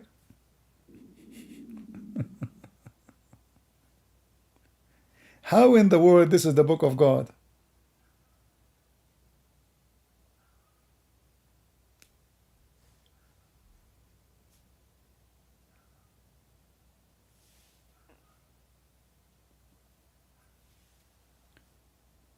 Are those chapters and verses on the right side? What right side mean? What do you mean right side? What does that mean, right side? This is a page, have Arabic and English. The one in the left is Arabic. The one in the right is English. It is left side and right side. Anyway, I hope today we cover off all those topics we were talking about. And I hope we learned something good for today.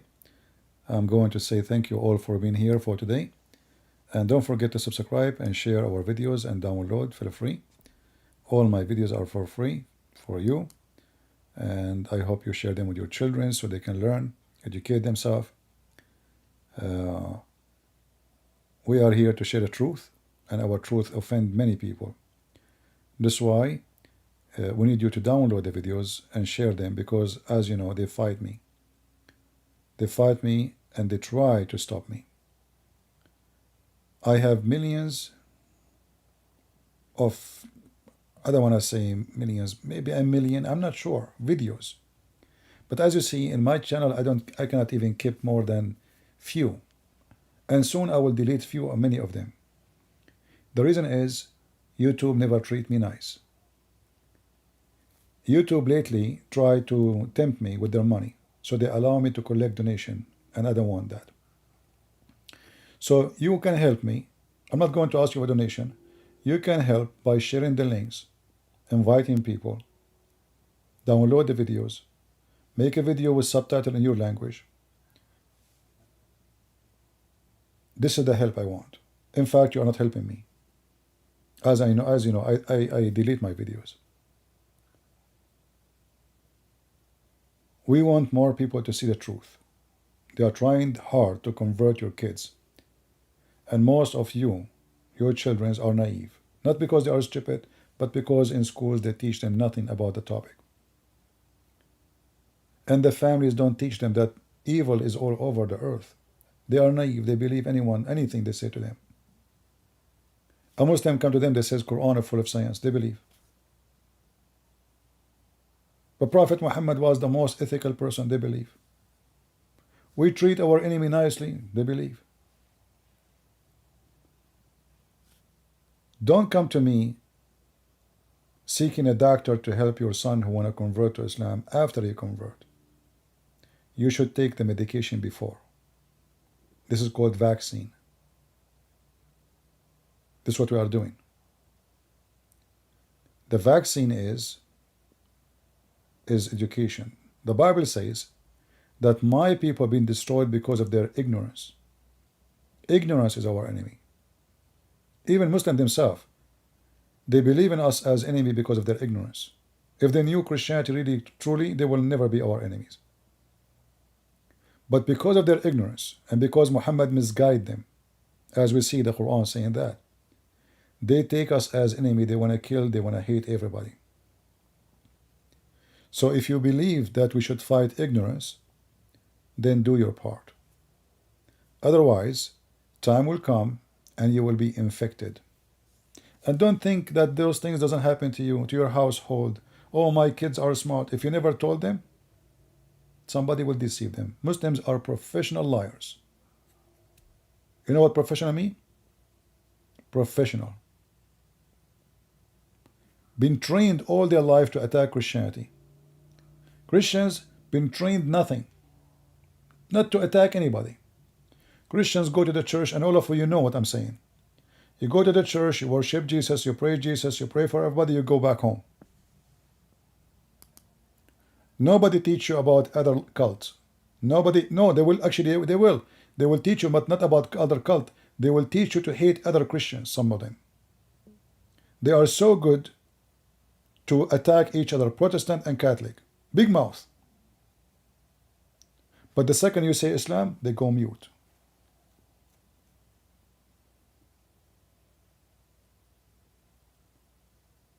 And that is what Shaitan and Satan, he wants from us. He wants us to be divided, attacking each other, so we will not be united. Divide and conquer.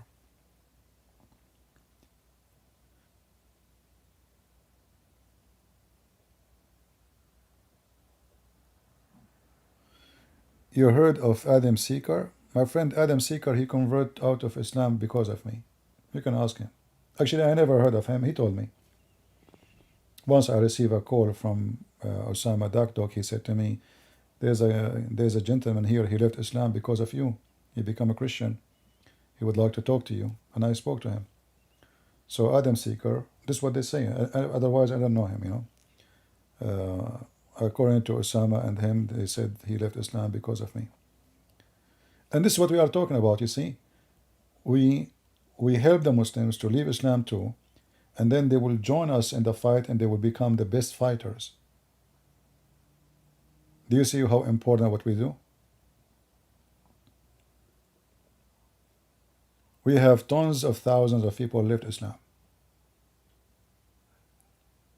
But in the same time, you can do the same. By copying my videos, adding subtitle to your language, to your culture, or whatever, and whatever you hear here, share it with your family. As you see, I stay for many hours, I lose my voice. You know, after you finish, after all this hour talking, maybe many of you do not know how much tiring it is. Your head will be like, you know, like you want to just relax. Speaking for many hours, and it's not just talking, you know, there's a different talk between someone speaking about stupid things, anything, you know, like having stupid talk, and somebody is debating, showing reference, you know, arguing, proving the wrong, the right, looking for reference. It's a long process. Every day I finish now, there's many people send me emails. This guy, he met a Muslim. This girl, she met a Muslim. This guy, he want to marry a Muslim. So I became like a clinic, and the clinic is for free. I never receive a question, especially if it's serious, from somebody, and I ignore it. So it's a long day from the first thing I wake up in the morning until I go to sleep. I'm just doing my fight. I'm just telling you so you understand. I'm not fighting for myself. I'm the last one who can be deceived with such a garbage. And you know that. I'm fighting for you and your kids. So help me by downloading the videos, sharing the information, teach in your church, take notes. I want you to be a teacher, not just a listener.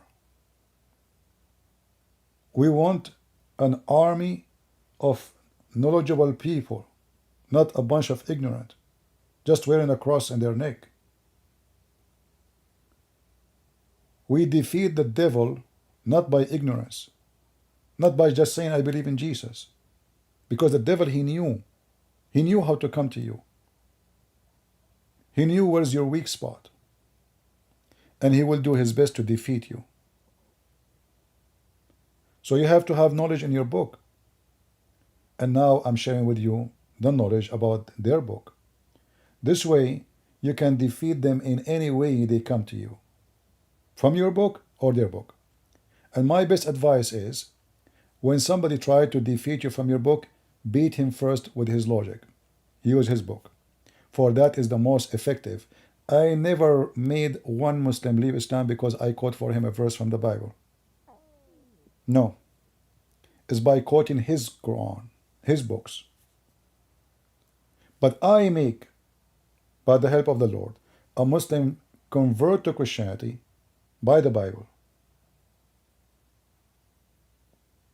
Which means first, we make them leave the devil.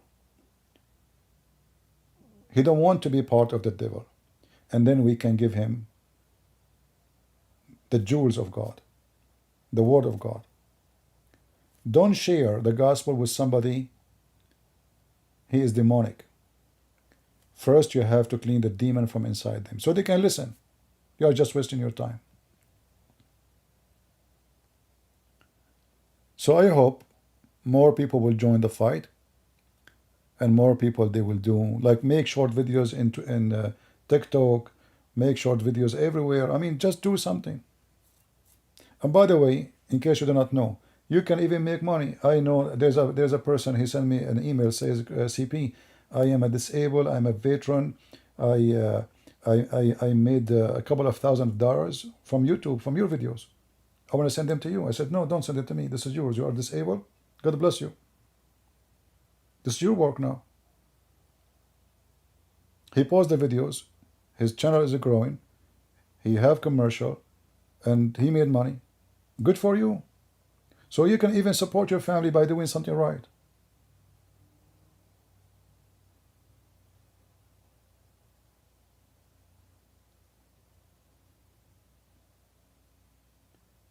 Let us work. The Lord, he don't want just believers. He want warriors who love to work and serve him. The Messiah himself, he washed the feet of his disciples. The Messiah himself, he walked from cities to cities. He was not sitting in a chair and people coming to him. He goes. He goes to them. Are you better than the Messiah? He came to us. He humbled himself. He took the cross. This is not just a work. This is way beyond work. So if we cannot be Christian just by defending the faith and doing what a Christian should do, so what are you about? What is it? What is your Christianity? It's just by waving your hand to Jesus? That is not what Christ he wants. So we are victorious, and we defeat them, and they fear us. They fear the Bible. They fear the truth. Why? Because the Lord, he said the truth which will set you free. And the Muslims, they are afraid from to be set free. And we are here to free them. If no Islam, there is no war right now in Gaza. If no Islam, there is no terrorism around the world. Peace will be in India. Peace will be in Afghanistan. Peace will be in Indonesia. Peace will be around the world. Islam is proven to be the most demonic, evil, satanic belief. As the Lord, He said, from their fruits you shall know them. And we share with them their fruits. In fact, they themselves, they share their fruits with you. And now they are so smart, they record themselves with their fruits. Raping women, kidnapping children, beheading people. They are so proud of their evil. And just to let you know, there is some people who they are mentally ill, demonic in their heart. They appreciate evil. That's why they convert to Islam, even after they see all those videos. Because inside their heart, they are satanic. There's many people who they are criminals. They find Islam very much fit with them. Islam is a crime. So why a criminal will not love a crime? So join us in the fight and don't be a potato couch. Thank you all for being here. May the Lord bless you. And this is your brother Christian Prince was serving you humbly for today. Take care. Bye-bye.